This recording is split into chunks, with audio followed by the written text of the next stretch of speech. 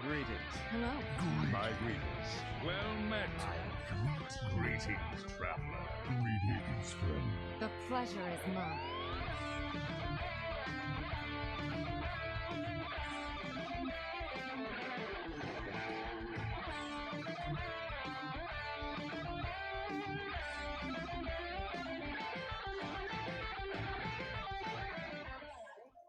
Oh, I clicked that button too soon.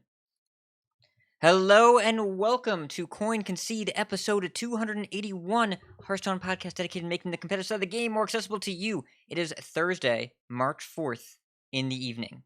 Now, I am Ridiculous Hat, your host, live from Gadgeton, New York. Botticus is not here today. He's under the weather. It's not the Rona, but he's under the weather, not feeling great, and so taking a little time off, just chilling. But we do have, from Undercity, Pennsylvania, we have... Go ahead. You had to call in the reinforcements. Yes. Well, we already wanted to have you on the show, but it worked out that we had one down, we had one up. It's a little this is like the mid expansion event of Concede before the rotation. So from Undercity, Pennsylvania, we have Elvis. Hello. What's Good up? to be here. Thanks for being here. It's nice to have a real life celebrity on our show. What? I don't know what you're referring to. We'll talk about it when Life and Ladder, when you explain why you look and sound different. I actually can't explain. Well, then never mind. I think you look and sound the same, and I don't know why anyone would think otherwise. So, thanks for being here, non-celebrity normal person. And speaking of celebrities that are here, you heard that voice earlier from the Mails from Louisiana. I'd like to welcome back Appa to the show for a minute. What's up, Appa? Hey, how's it going? It's going. Yes, that was very triumphant. Hey, it's good stuff. And listener, we're very excited to have you as well. We are supported directly by you, listener. If you'd like to find out how you can support us and receive rewards in return, head to patreon.com/coinconcede. And also support us by leaving an iTunes review. Totally free, really helps other people find the show. Thank you so much to our newest patrons as well, Wyfari and Merrick6. Thank you so much. Nope, that is Wyfair and Merrick6. Thank you so much for your support of the show. We really appreciate it. And also everyone that's been leaving reviews. We appreciate you. We'll be having a bonus episode in a couple weeks, and we will read them in full, but we see them. Thank you so much for your support of the show. Appa, you are here, and that is unusual because the last time you were on the show was June 15th, 2020. It's been 9 months? It's been a lot. So, That's a lot of months. What's up, man? That was squeaky.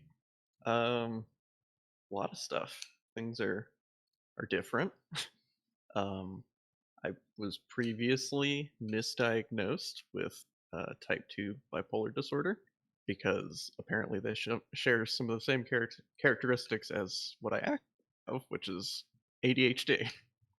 So welcome to the apparently club. I've been kind of living with that my whole life and just not knowing it. And yeah, so we have pamphlets. They're over on WickedGood's Twitter. We found that out, and yeah, I got on some like medication that's helped a tremendous amount, and I'm actually able to like focus on more than one thing at a time. I can actually sit down and play Hearthstone for more than 3 games before having to switch to doing something else. I am able to like pay attention in school. I'm doing really well in my classes. I think I might end with a B in one of my classes, which I'm honestly kind of upset about. But I'm also framing that against last semester. And if you would have said you can just take a B, I would have been like, done, snapping this one off.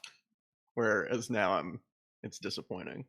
So yeah, things have changed dramatically. But like I said, school's going well finally for the first time in 5 years. And I'm also playing a lot of Hearthstone. Like a lot of Hearthstone. I don't think that you're really selling that enough. Well, I'm about to just give them the numbers. Oh, no. Okay. I looked up my stats from last season on Hearthstone deck tracker, like right before we started the show. I was like, I wonder how much I actually played. And just keep in mind that like this is on my desktop, like at my desk.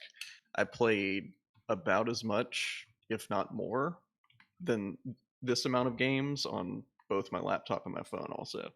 So my record at the end of the season was apparently 238 and 205. And that is 443 games of ranked Hearthstone just on this desktop. I ran the numbers. That is approximately a lot. Yeah, I did the old triple server grind because I would very much like to get back to the Masters Tour, because now that I'm on this like ADHD medication, like able to figure out all my stuff, I realized that I just kind of shied away from competitive Hearthstone after that because that was like devastating to me because like I worked so hard. I played so much trying to like master these decks and then like just spike one of the last qualifiers and be like, got there. Easy. Had it the whole time. But like then when I went to Arlington, like I don't know, I just realized that I was just like outclassed like in like every way by everyone I spoke to. But also I was around Mick, Den, Gallon, Nightnings, Honest Zabe, like a lot of really good players, and I was just like, damn, these people are really, really good at this game.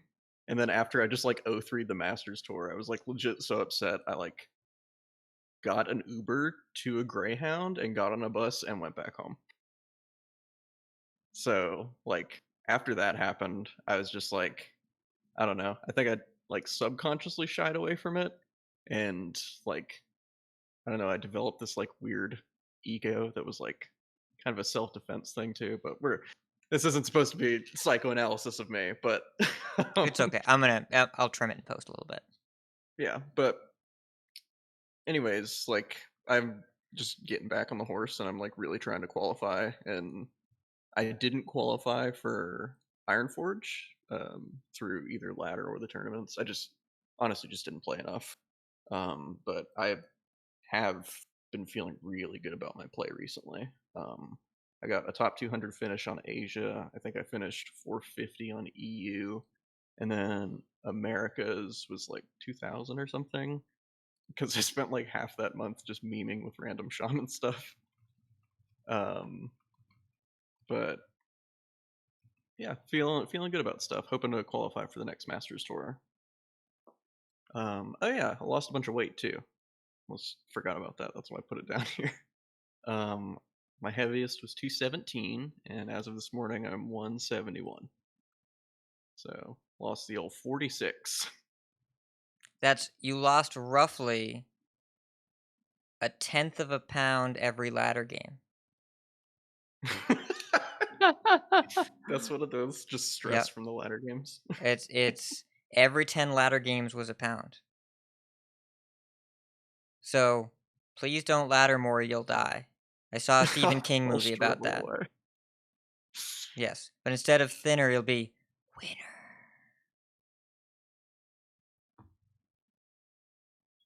I'm proud of that one. I was just letting it sit. Yeah, that's kind of my move.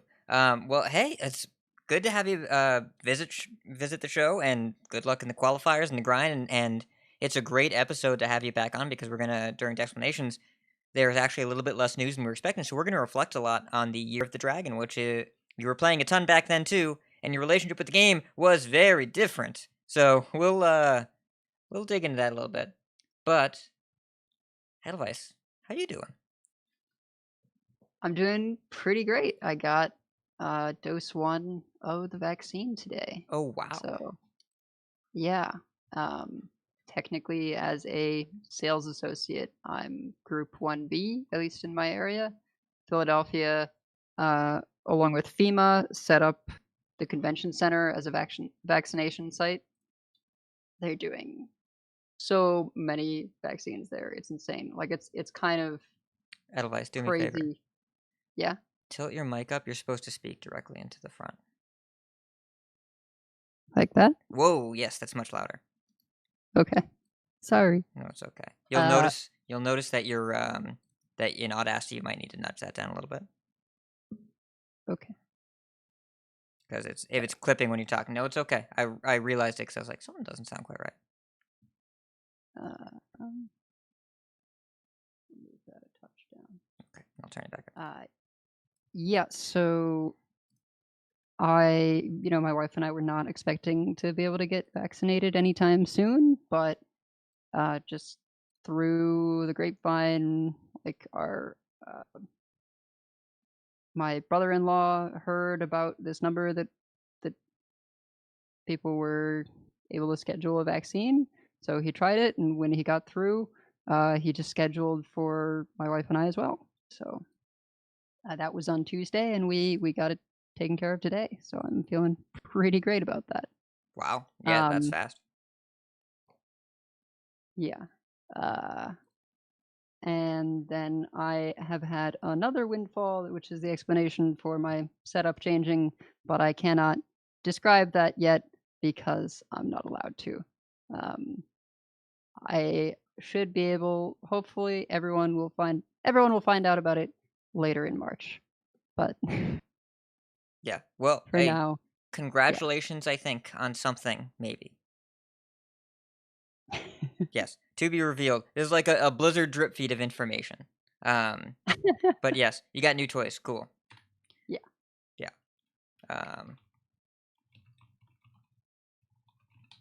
And as for me, well, it's real life is also kind of nutty.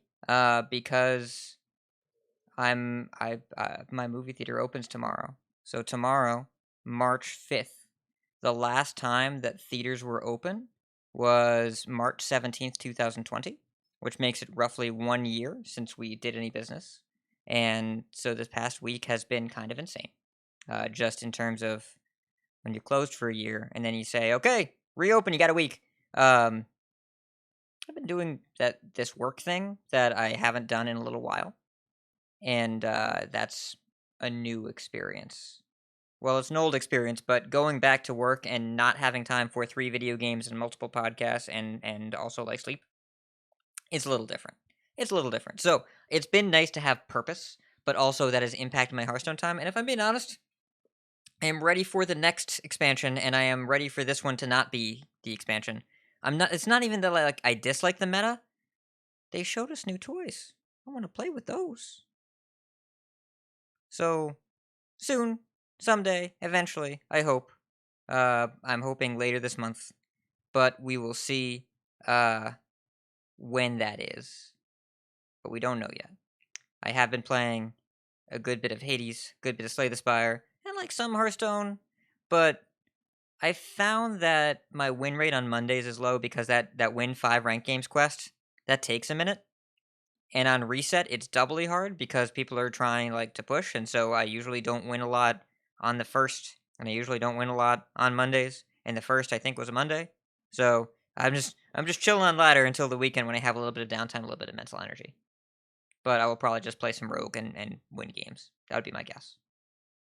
Yeah. But we should talk about some of the news this week. I didn't figure out who's going to read the news. I'll do the news. News is fine. So let's jump right into the news and talk about, well, less than we were hoping for, but we still got some stuff. Let's go. Gadgets and Gazette always gets the scoop. So we got a tweet and a series of tweets, really, that kind of tell us a lot about what's going on. Because Alex had hinted to, on Iksar's last AMA last week, that there was going to be a balance change probably before the Masters Tour to address some play patterns not balanced, because the meta's pretty balanced right now. And he tweeted out relatively recently, hey, we're not going to get this balance patch done in time, because 20.0 is a big deal. And it's our largest patch. We don't, we want to focus on that. We kind of missed the timeline to get the nerf in, so there will be no nerfs to the Master Tour. Now, I like that there will be no nerfs a week and a half before the Master Tour for the first time in what feels like a year, But they didn't intend this, it just kind of happened. And also that means there will be a balance change. And note, the tweet specifically says, I'm going to put this up on the screen, the balance change, singular. Alright. Wild speculation, what is the card? Nitro Boost Poison. Okay, yes, obviously. It's not that wild. Appa, do you agree or disagree? I mean, this is probably that. Yes. Cold Blood Plus is pretty strong. What if Cold Blood enables you to draw 2 extra cards for free? Seems good. I'm in. Yeah. So is the rest of Standard. So, yeah. Like, maybe there will be more cards. They have the opportunity in 20.0 to change more cards if they want to, but the initial tweet that Alec had made before was talking about play patterns and burst damage. So... yeah. Because the aggro rogue deck existed 28 out of 30 cards, and then they printed Nitro Boost Poison, and suddenly it was playable, and not just playable, but, like, really good? Really, really good? But before that, people were trying to play Steel Dancer, and I don't know about you all, but the feeling I have every time I play Steel Dancer is, like, this card's only good when my deck is crushing, and I don't want to ever have a 4/4 in my hand as a rogue. Yeah, I mean, like, I legit put Stealth Scorpion in my deck as a Hearthstone card that I decided to play, and now we don't have to do that anymore. Yeah, we were just playing 4-mana 5/2 Domu. Like, we were just doing that, and that was good. It's a good card. Or, like, if we were lucky, it was kill a 2/2, then next turn, play some Bloodfen Raptors and get you. Yeah. So I don't know. We don't have confirmation what the change will be, but there will be something changed in 20.0, in addition to all the other stuff. Because Alec has said that is the patch where the language he used is most nerfs will be reverted in that patch. He didn't say many, he said most. So wild is going to feel pretty wild.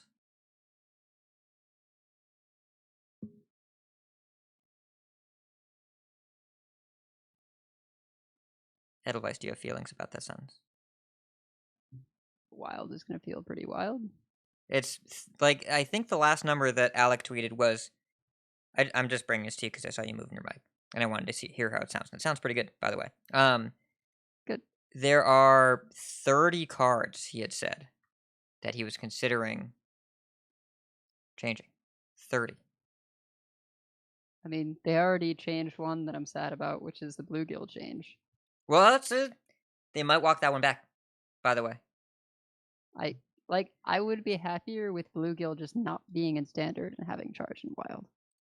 They're considering walking that one back. Iksar actually talked about that yesterday.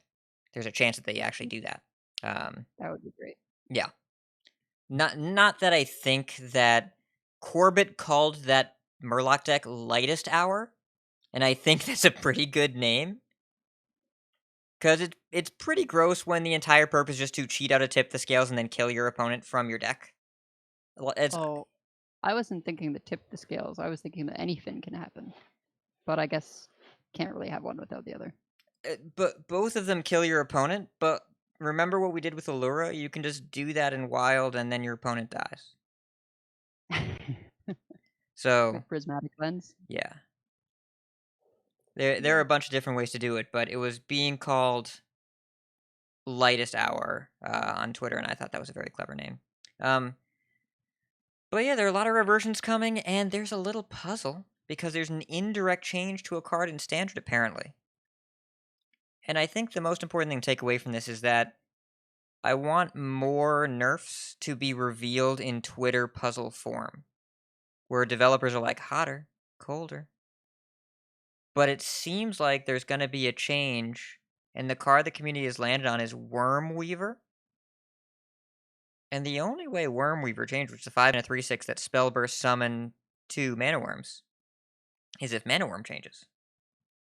But if Mana Worm just goes back to 1 mana, it doesn't change Wormweaver. So I wonder, are they going to be 1/2s? Or is there some other change to the card? Because remember how they reverted Giggling Inventor, right? They didn't revert it. They made it new. They made a new thing. They made it cost 6. It cost 5, then it was nerfed to 7, and then 6. Right. Well, and they've done that for at least one other thing. Right. The War Glaives of Azeroth. Yeah, well, They that's, nerfed yeah. it to 6. It was unplayable, so they put it back to 5 with 1 less durability. Yes. So I could see them putting it to 1, making it a 1/2. That seems fair. Or maybe, Geopath saying in the chat, 2 mana 1/4s. It's possible, but I think that Mana Worm is kind of like... Mana Worm at 2 mana doesn't feel like Mana Worm. So, like, if you want it to feel like Mana Worm, it's got to cost 1. But... even then, giving Secret Mage even a 1/2 Mana Worm feels a little scary. Hoppa, have you been playing Wild too? No. Okay. Because I know you were, and now I don't know when you would find time for it. Yeah. I haven't played Wild in a good bit. I'm not particularly happy with where the format's at in general, so Yeah. like every time I play it, I just like see those problems with the format, and that's like all I can think about. I'm just like, man, I wish Wild was something else. I want Yeah. something out of this that's different than what I'm getting, so I'm just gonna play standard. Yeah, I mean, I don't love the Wild experience either. And I also wound down the format, not because of design decision, just because the games were not fun to me, and so I'm not gonna play it. But yeah, also if you're grinding standard finishes on 3 ladders, I don't know when you would have time to play Wild. And I guess you don't either because you're not doing it. So, so I don't know. I'm curious about this. This is a good segue because we're gonna start signups for the next Concede listener series whenever I find the time to make the form, and it will be Wild format. And the current planned start is Monday the 15th, which means likely the first week will be before the Great Reversion, and we might even have 2 weeks. But then after that, at some point in the middle of that, it will change dramatically. So prepare yourselves. By Monday, I will be tweeting out a Wild format listener series sign up link, and it'll be in the Discord. And we are planning on starting that on Monday the 15th. So hope to see you there. I will be playing. We'll have fun. We've never done a Wild one of these, I don't think. No, we have not. No, Yeah. I can't ever remember doing one. We've done Last Hero Standing.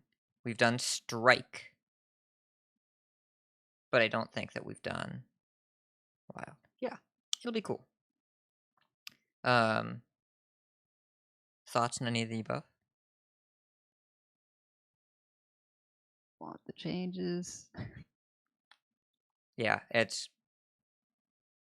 this is between Thursday, from last Thursday until yesterday, I have done 3 podcasts on the core set in the past week. And talking about it and then seeing how much better it is for the health of the game. And then going back to what we have now. I'm not saying that what we have now is like unhealthy or bad, but it's not the thing that I've been talking about, and I want to do that thing. Yeah. So, yeah. But also, other bits of news. We have the Iksar AMA that he did. The recap is in the show notes. I strongly recommend checking out what Out of Cards is doing. Honestly, they're doing really great work with these.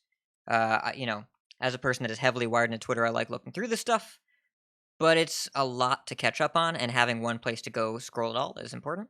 There are 2 important notes I want to call out. The first one, Bluegill Warrior and Stone Tusk Boar. Let me go find the exact phrase because this is important. We are still in the process of considering if this was the right call, as design space was much more limiting with Bluegill Warrior and Stone Tusk Boar, mostly because they're abusing combos alongside other cards and the mana cost really matters. After receiving the feedback that we got and all the players that were enjoying those decks in Wild, we might come to a different solution. I'm happy they're listening. Not that I ever thought that they weren't, but I'm happy they're listening, and I'm happy that they might even change what they're doing before they do it. Yeah, that would be pretty cool. honestly, just to see them effectively listening to the community, realizing that this is a thing that people actually liked, and making a change.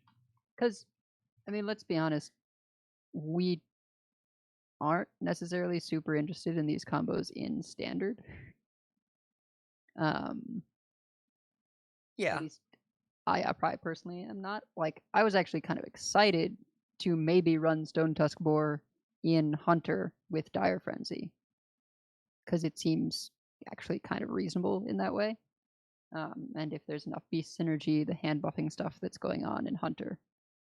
But the Bluegill Warrior was the one where I felt like, oh, this kind of actually ruins a thing in Wild that, was one of those decks that I remember playing, the Anything Can Happen Paladin, and can't do that anymore.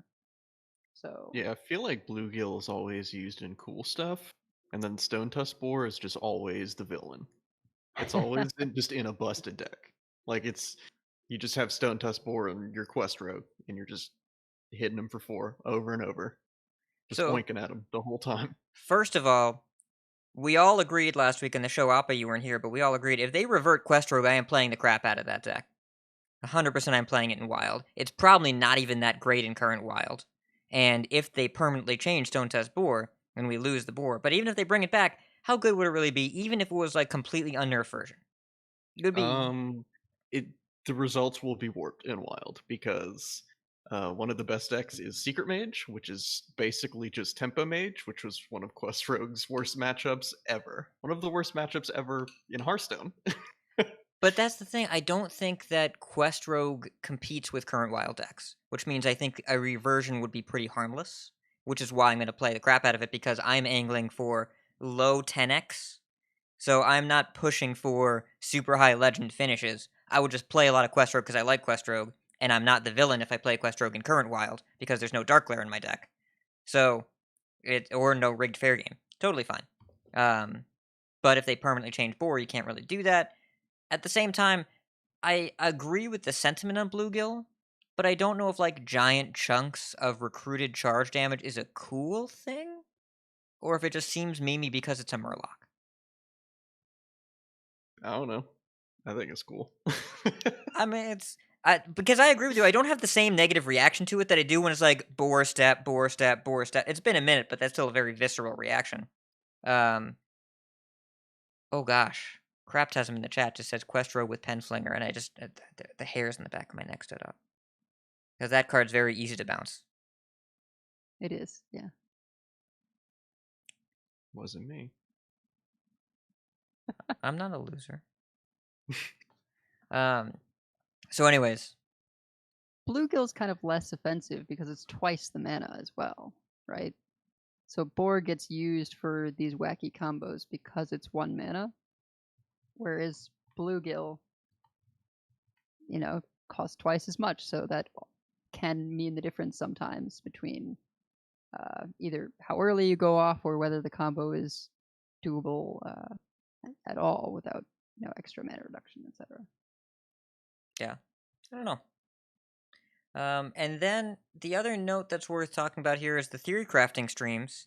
There was a response on that one too, which I think basically confirmed that we will get more of them. I will also read this one word for word because I think it's important.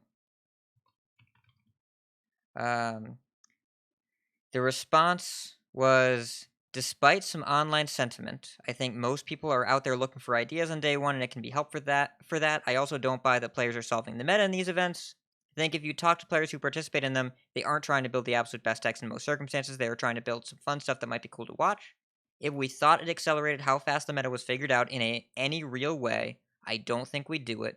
I just don't think that's true, and it does serve the purpose of giving people who aren't in the know a decent starting point. So I appreciate where he's coming from on this, but I also think it's a lot less of like the actual concern of a meta getting like quote unquote solved quicker, because metas don't get solved until like 2, 3, 4 weeks in, sometimes even later. Sometimes there'll be the end of the format, and then people will find the best deck that existed the whole time, and just nobody like put these cards together. I think what people are like actually don't like about it, and what I personally don't like about it, is the streamers get the day one experience of playing the bad decks and the fun stuff. We do not, because unless we're just like offering up our win rates and being like, I'm ready to lose with these cards I just crafted that I saw that streamer lose with 5 days ago or whatever. You know what I mean? Like, it's just not a great feeling to like watch somebody else get to experience the literal best part of Hearthstone, in my opinion. But again, like, I'm very biased here, and I'm like, my social media bubble is very specific in who I follow, and most of those people like share the same sentiment I do, but I also recognize that that may not be a significant chunk of the player base. It might just be like the community of people I'm in or whatever. But that's just kind of how I feel about it. Is it's not like the meta gets solved faster or whatever, because like maybe it does, but whatever. Like, I'm down with people figuring out good decks quick. Let's just play good decks against each other. That's what I'm about right now. But like, just like that, going into a brand new format with like no knowledge or like anything or new expansion, um, and then just like getting to try different stuff is like super sweet. Yeah, I'm pretty much in the same place. I think that most of the people who make an argument of, oh, the meta gets solved right away, are using it to cover up their primary feelings of watching other people get to play with the stuff before them, which is a sentiment that I think a lot of people share, that it just kind of feels bad seeing these other people that get to play with the stuff first. And beyond that, yeah, I think this is particularly true at the levels APA where the three of us honestly are all going to be playing against. We're much more likely to encounter people that will net deck day one if it's available. So If you're playing against me, you will play against someone that net decks day one. That is my entire day one experience. Yeah, so I think that's like kind of a big part of where I'm coming from, is that like I enjoyed playing the absolute nonsense shaman stuff the second it releases. Like, that's like all I do for like the first day. And like, it used to be that I would play against other people just trying a bunch of different stuff, but like you were saying, um like if I'm on like a 10x or an 11x multiplier or something, and like it's the start of like the month, or like I'm trying to like ladder up or whatever, like while playing with some of these new cards, it's like a good chance I'll play against like 50% of like the same deck if there was like an obvious good thing that somebody figured out during one of the live streams. Because like, laddering for a lot of people is like legit all about getting that win rate and like shooting to high legend, just kind of hanging out there. So I don't blame anybody for doing that, but it feels like that happens a lot more frequently than it used to, or a lot quicker.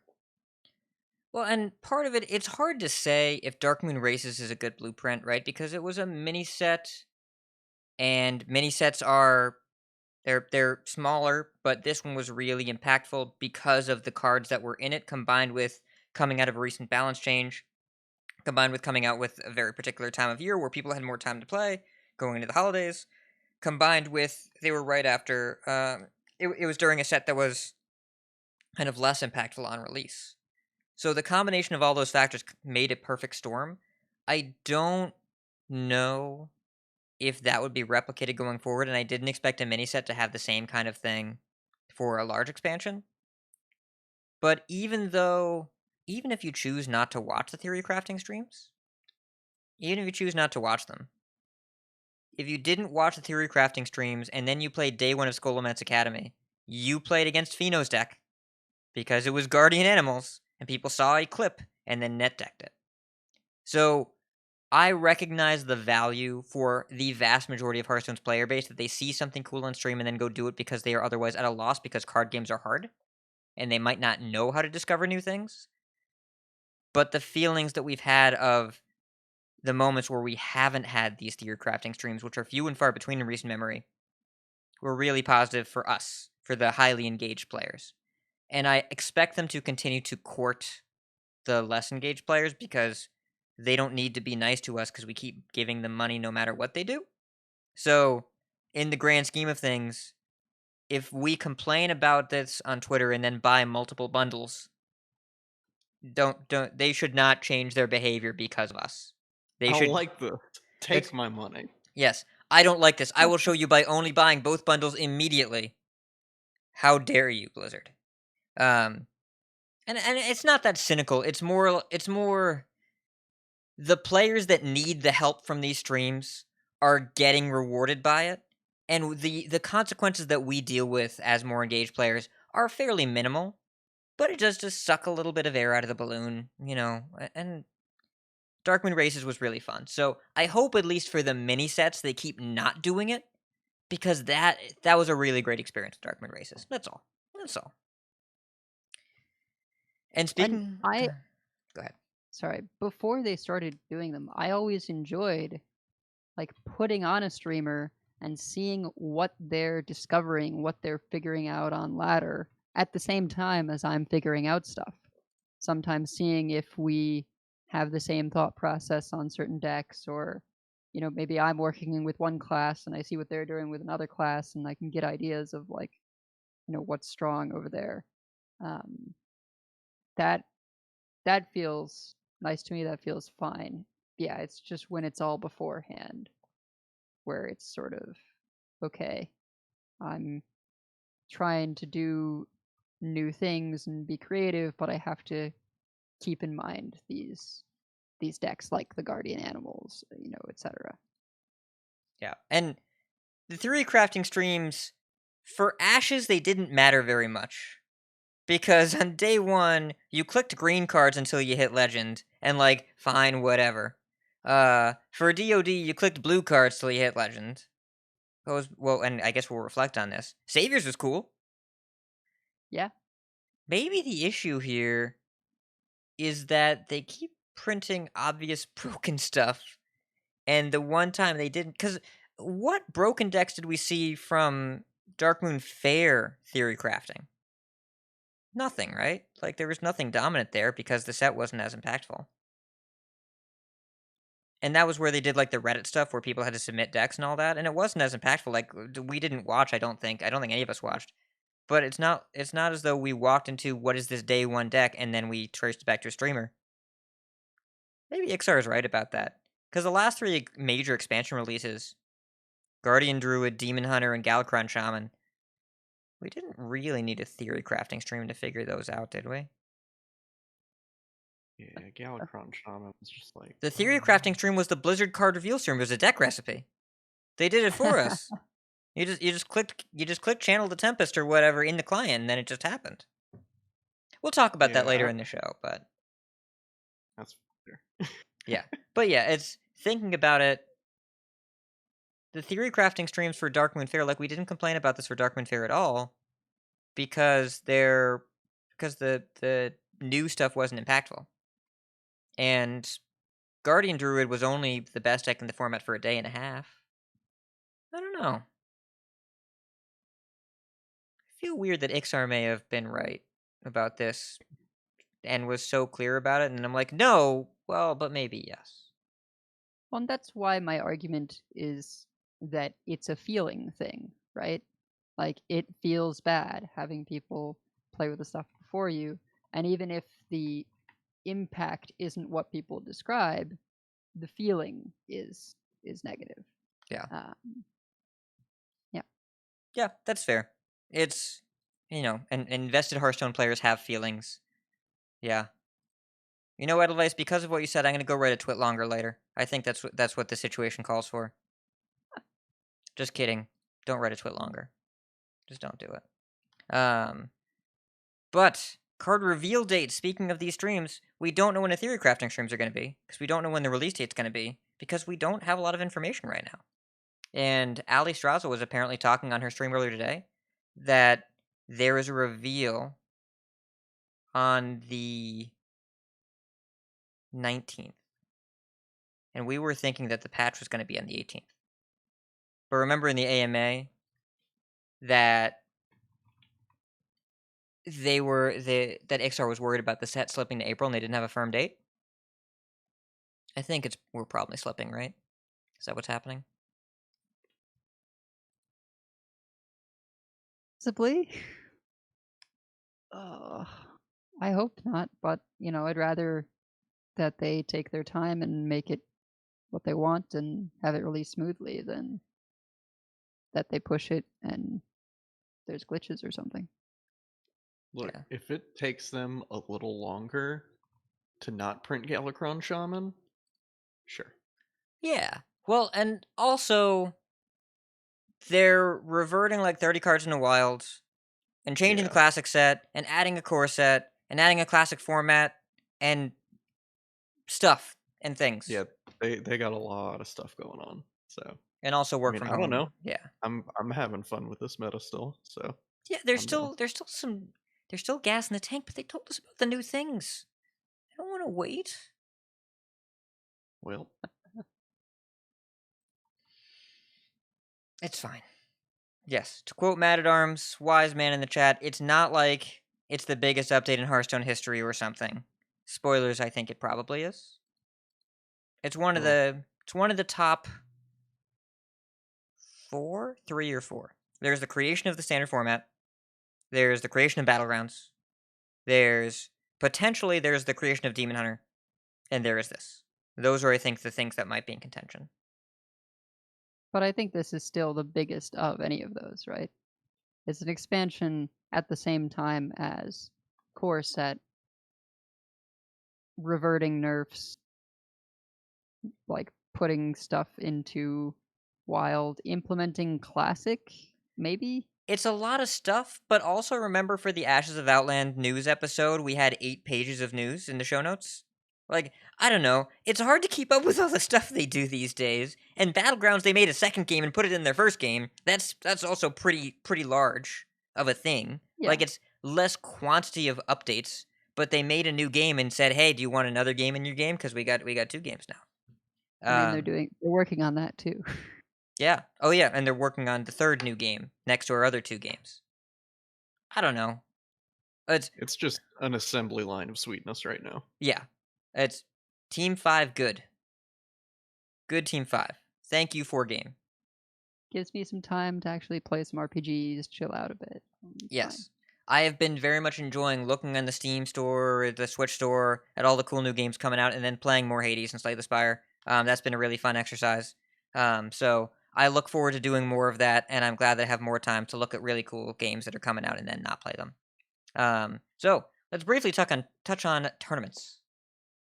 Let's briefly go. So got a little bit to talk about. Got a little bit. It's the grand tournament.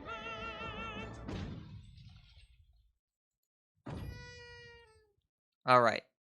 So we have like 2 not great items, and then Masters Tour Ironforge is coming. Qualifiers are back. TJ Azumo QT has been as expected. The ESL transition has been laid off from Blizzard. Now he'll still be freelance casting, but he was a full-time employee there.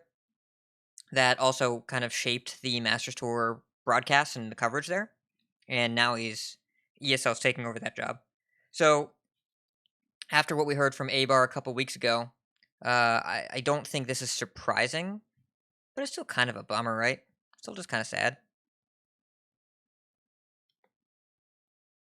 Yeah, I hadn't heard about this till you mentioned it, and while I admit that TJ wasn't like my favorite of the casters, I wasn't sort of into that kind of humor as much.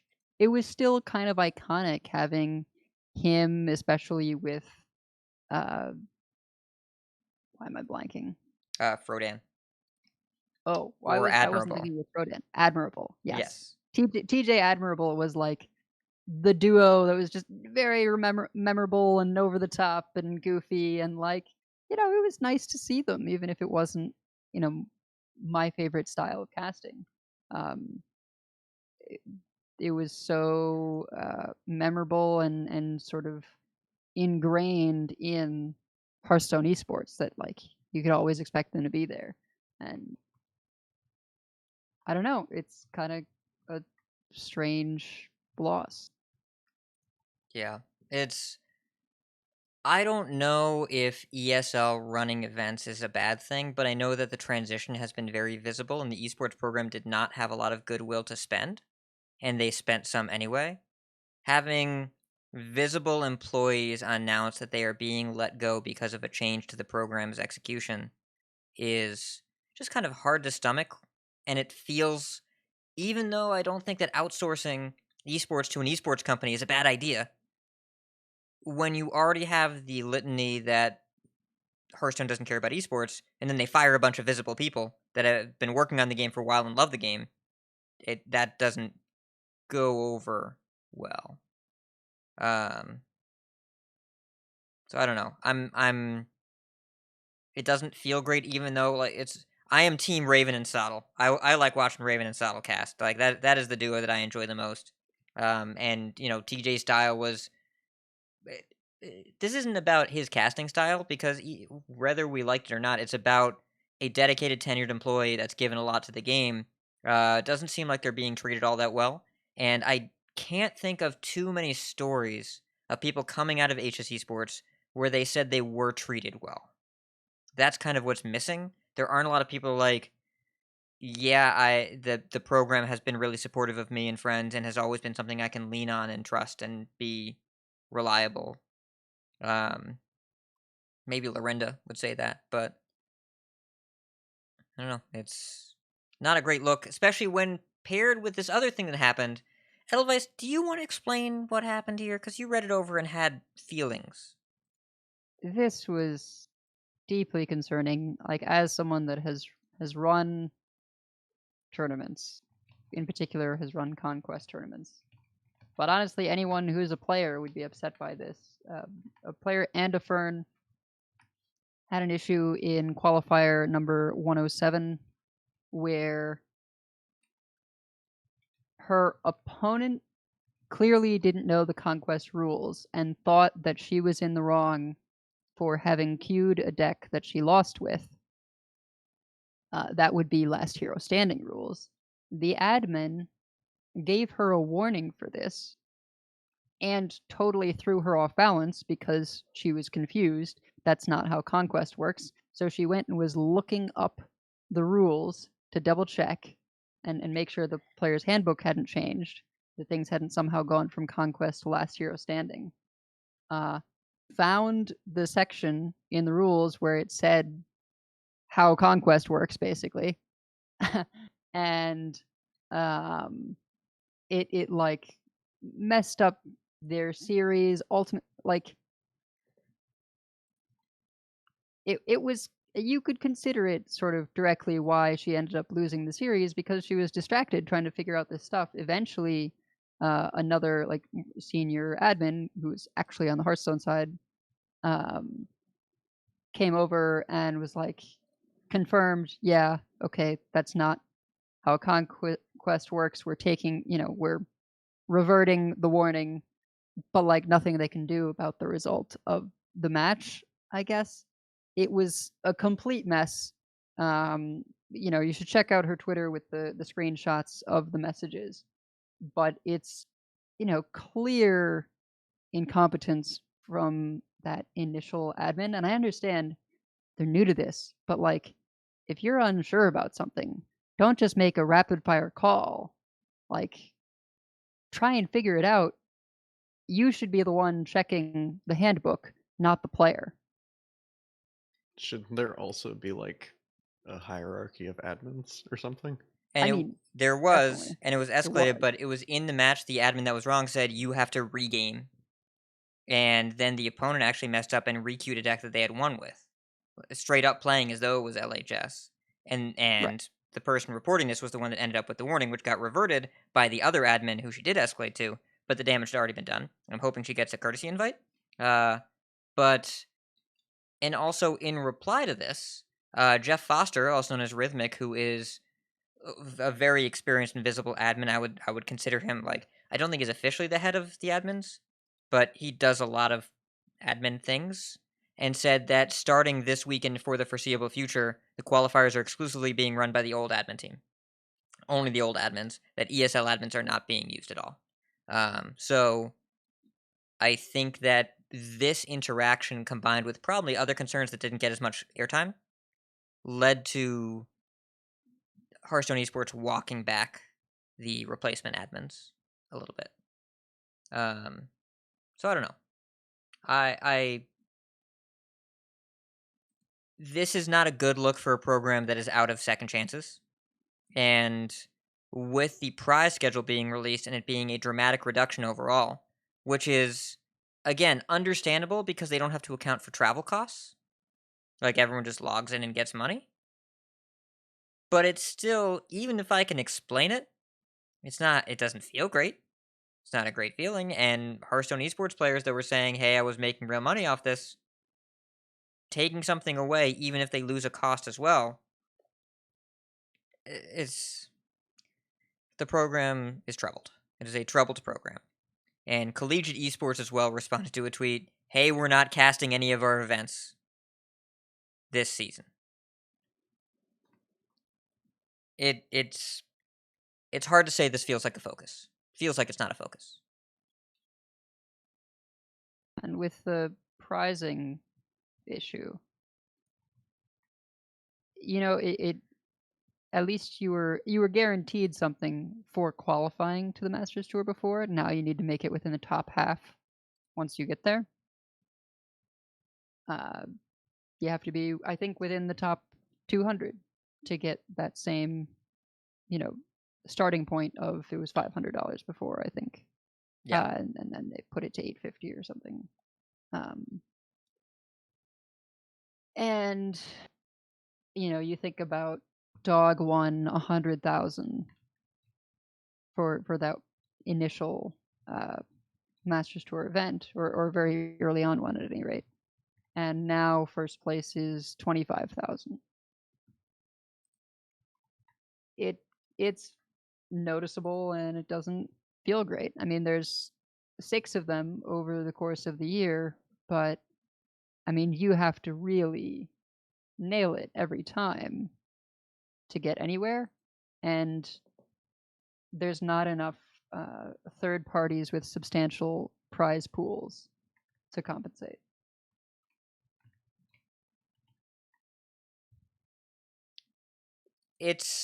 There's a large-scale reshuffle of Hearthstone esports going on in light of it going from entirely in person to entirely online, and being produced by ESL and handled by ESL as opposed to being handled in-house. And we don't know if any of these changes will be bad things, but every time there has been a Hearthstone esports reorg, the numbers get smaller, and it keeps happening.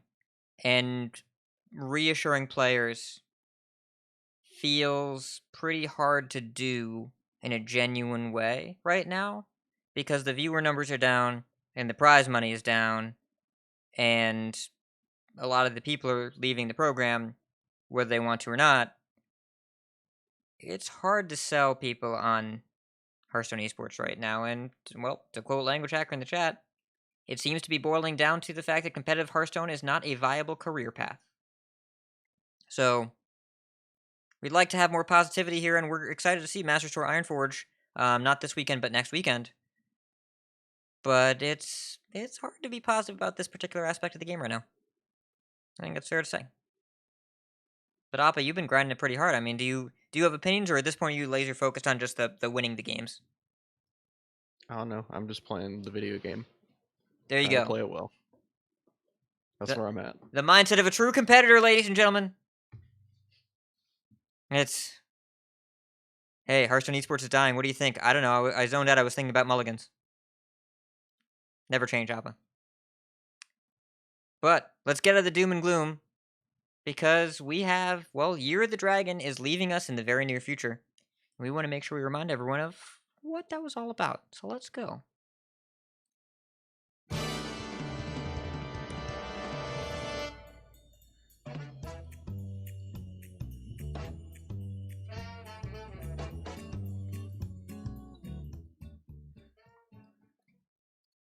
So I know you're all sick of hearing me talk, but let's set the stage for what this section's going to be about.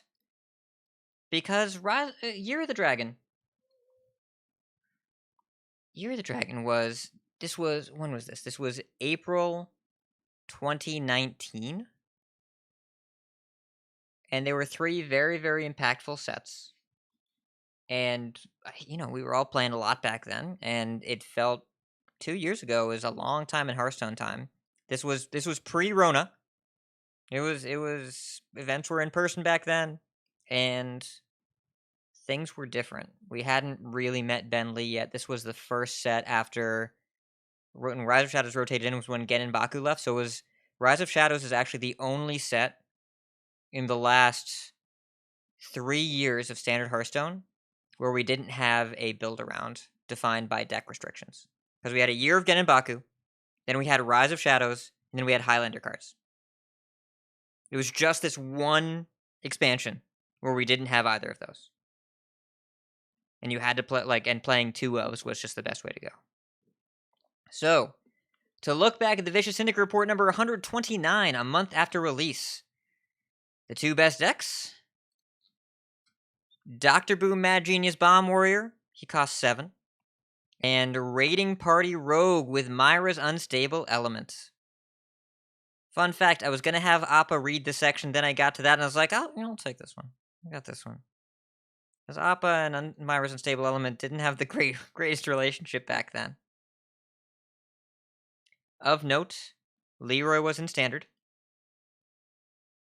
Prep Raiding Party cost 0.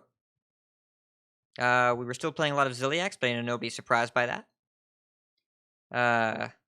We were 7 mana Dr. Booming with Town Crier getting Darius Crowley sometimes. It's a wacky time. And Archivist Elysiana, upon release, cost 8. And this was the first full format with Specialist in qualifiers. So, people were sideboarding in Control Warrior Mirrors to Archivist Elysiana, double Baleful Banker, double Youthful Brewmaster to fight the mirror match. It was awful. It was so horrible. It was the worst thing ever. Yeah. That wasn't great. That wasn't the best. Now, and that was mostly in specials. You couldn't really do that on ladder all that much. And on ladder, you did get to play Wagglepick, which is a sweet card. And there were some other cool tier 2 decks. Bomb Hunter was pretty rad. Token Druid Forest Aid came out, and we were all surprised how good that was. And there was a little mage deck. Book of Spectres Mage. Y'all remember this? Two books. Minion Mage. Yeah, 2 books. 2 Conjurer's Callings. Some Mountain Giants and a bunch of minions. And then we realized, hey, what if these minions were spells? And then the deck got better. But there was a minute there where we were just booking them. And there was Rise of the Mechs right in the middle there. So what do you all remember about this meta? Edelweiss, I'll start with you. What do you remember about this meta? Do you remember how you felt about playing with this? I remember 4 Swords Rogue, basically. Yeah, that was Wagglepick and Hook Scimitar. Yeah. You just had 4 weapons that did 4 damage every time you hit the face. You had Raiding Party with some pirates. You could still Leroy Shadow Step, or Leroy have a Wagglepick equipped attack. It was powerful. Yeah, you killed a lot of people with damage from 2 Leroys. Yeah, or there was a point where when I knew the deck was totally degenerate when we started playing Life Drinker, just so we could go Wagglepick into Life Drinker. Absolutely. And just Fireball drain 6. That was gross. Yeah, it's I see Appa's reading the report now. He's nodding and not shaking his head, which is a good sign. Yeah, I'm just remembering this rogue deck. It took me a second, man. You were not a huge fan at the time, but I believe that there was also some life stuff that was interfering at the time. I vaguely recall. Yeah, I mean, I just didn't engage with Hearthstone very positively during this time in general. But what doesn't help that is prep Myra's draw 8, kill you. That does not make anything better. Yeah. That one was not. Remember when we ran Omega Devastator in our Bomb Warriors? Remember when we ran the 3/3 in our Bomb Warriors that literally puts a bomb in their deck? Clockwork Goblin, yeah. Oh, now it's just Wrench Caliber. So It just Edelweiss, gets in the way of getting tutored. you didn't have Hook Scimitar in this rogue deck because it didn't come out till Saviors. So maybe you were only 2 swords. Oh, okay.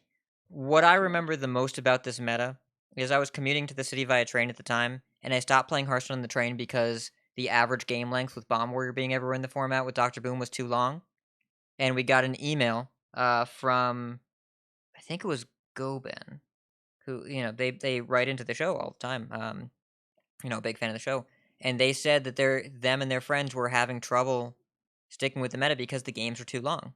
And I think this is when I realized how important average game length really is, and also how incredibly toxic 7-mana Dr. Boom was.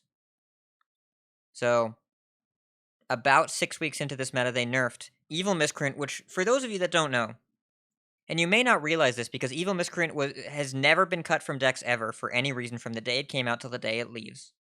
It was a 1/5.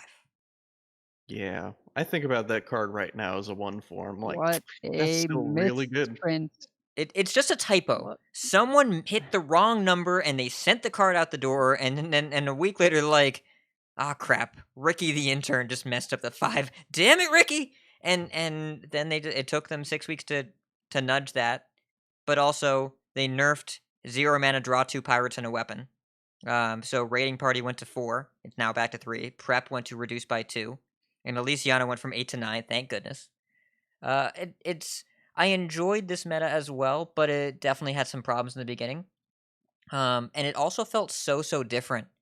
Coming from Gen and Baku world where everything was so consistent, this meta felt really random at times, because there was a lot of generation that became very visible and very powerful early on. But not only that, after these nerfs, they did Rise of the Mechs. This was the first time we had mass card buffs in a while. And they were generally kind of cool. Well, not generally. The Shaman buffs were cool. Thunderhead and Stormbringer were cool. And they were good, and that was the right kind of buff where they made the cards more playable but not broken. That was the only class I think they figured out. And there were a couple whiffs in there. Galaxy. Yeah, mostly Luna's Pocket Galaxy to 5. 5. Why? Yeah, I played a lot with that deck. That was not okay. No. So this was June-ish, and Pocket Galaxy lasted 5 mana for 2 months into the next expansion. And Extra Arms was also very powerful, but it wasn't quite the same as Pocket Galaxy, where it's like slam the card and then win the game. And this led us into Saviors, which Edelweiss, if I recall, was one of your favorite metas ever, and I'm right up there with you. Tell us a little bit about what Saviors was like early on. Well, so I did like the Crystology change, which Yeah. says one probably too good, but it was Paladin. It was okay. They got away yeah, with it because it was a good card in a bad class. right, yeah. So Saviors, oh man, we got Restless Mummy. Saviors was like a continuation of Warrior having an amazing 4-drop defensive tool. Yeah, we cut Militia Commander because of it. Yeah. Before it was Militia Commander, here it was Restless Mummy. And dang, Restless Mummy was fantastic. Two instances of 3/2 rush. Sign me up. Well, we're kind of past that now. But 6 weeks after release, we had Combo Priest, Highlander Hunter, and Aggro Warrior were on top. Which Aggro Warrior? What?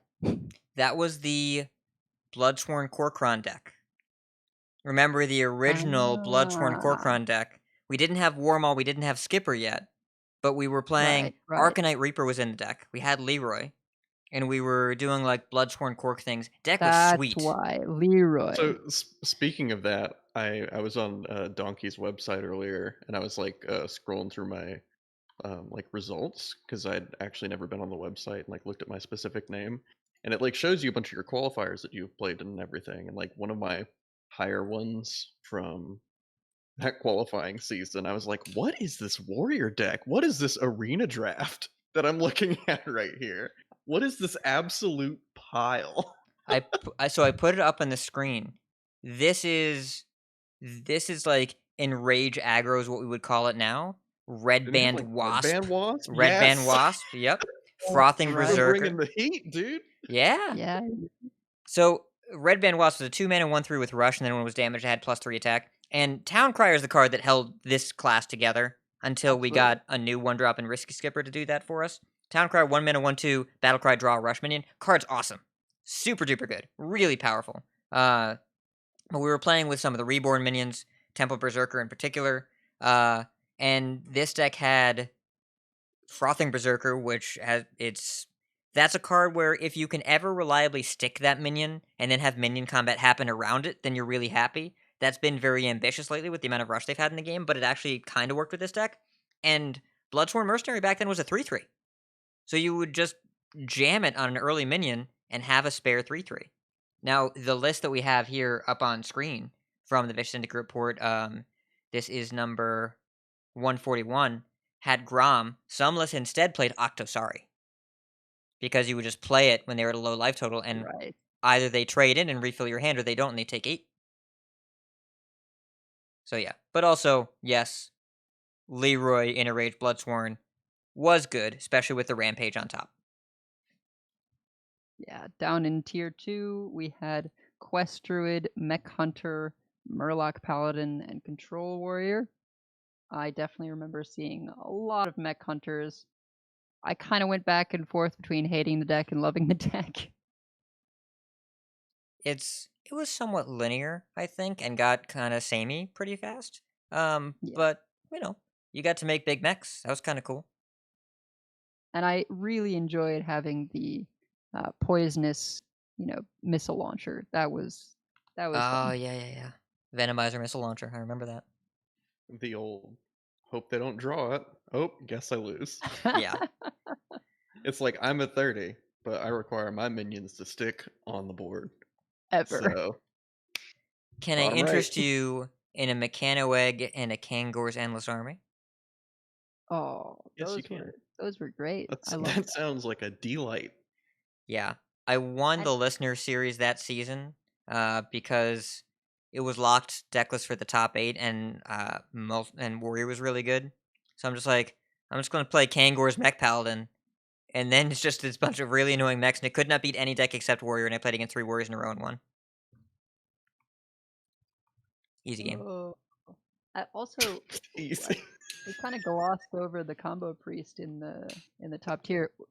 We still had Divine Spirit then? Is that? Oh yeah. Oh, yes. High Priest Ahmet. Whoo! That was That one was Northshire that was Cleric, Inner nice. Fire, Divine Spirit. This was almost 2 years ago. Injured Tolvir. Yeah. 2/3 that heal stuff. Psycho pumping them. Oh man.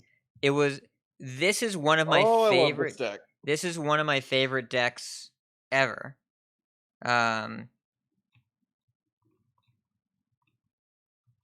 And so Combo Priest was one of my favorite decks ever, even though it's very complicated and hard to play and not the most interactive, but you got to draw so many cards and play a bunch of 1/3s. But don't worry, if you want to know what Combo Priest was like back then, play Current and Rage Warrior. It's the same deck. I was gonna say It is it's exactly the the same same deck. Yeah. But it had. Is that why I like Enrage Warrior so much? Yes. Yes.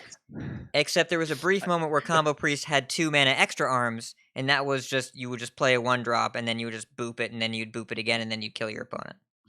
Yeah, that was messed up. It was too good. Yeah, Also, it pretty was gross. very good in Wild with Radiant Elemental and Shadow Visions, but that's neither here nor there.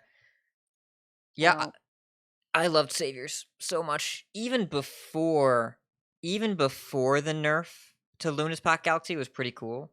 And then after the Luna's Pocket Galaxy nerf, it was so great for about a month. yeah.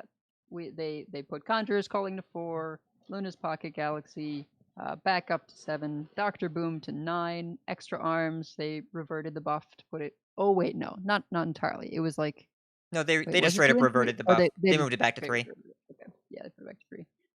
And then they also nerfed Barnes because that was an issue in Wild. Okay. We're family friendly. So I'm thinking of a word that starts with F. Truck Barnes. fill in the blanks, however you want to do it.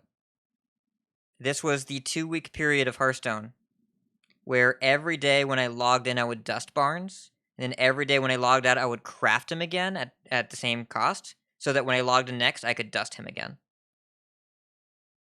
Every single day when I logged in, it's like, oh, I get to nerf barns. And then I left Future had a little present when I left the client. You get to do that again. It was enjoyable. But this standard ended up with a large problem for 2 months. So sadly, our beloved meta in Saviors got the Doom in the Tombs event, which I was initially excited for. It was cool to have certain cards back. What was Ragnaros there? I feel like Ragnaros was there. Ragnaros was there, and we were supposed to be excited about it. He was like Yeah. sort of there. He was Sort of fine. there. He attended the party, but he was just kind of chilling by himself. Sylvanas straight up like she ghosted. She definitely showed up for a week and then was like, I don't like it here. I don't like this vibe. I'm dipping. But the dominating force of Doom in the Tombs that kind of ruined the event for everyone was Evolve.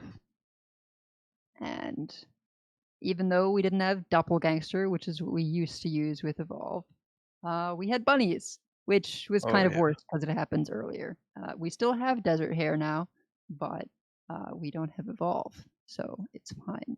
There was also another card that was fairly relevant that involved mortals being squishy. Yeah, Mogu Flesh Shaper. Yeah. For the unaware, Mogu used to cost 7. Yeah, he did. Yeah. Yeah. Yeah, so I'm convinced that Doom in the Tombs is like the only reason I actually qualified to the Master Store because I didn't bring Pure Evolve Shaman in my lineup that I went with. I brought Quest Evolve Shaman. And then people just left it up for some reason. They're like, I can beat this. I'm like, no, you can't. Nope. you just can't. It's like, oh, okay, I play the quest. Oh, also Desert Hare Evolve on 4. Do you lose? Alright, go next. The way that people played Shaman then, it was either Mogu Mutate with Quest or Mogu Mutate without Quest. It didn't matter.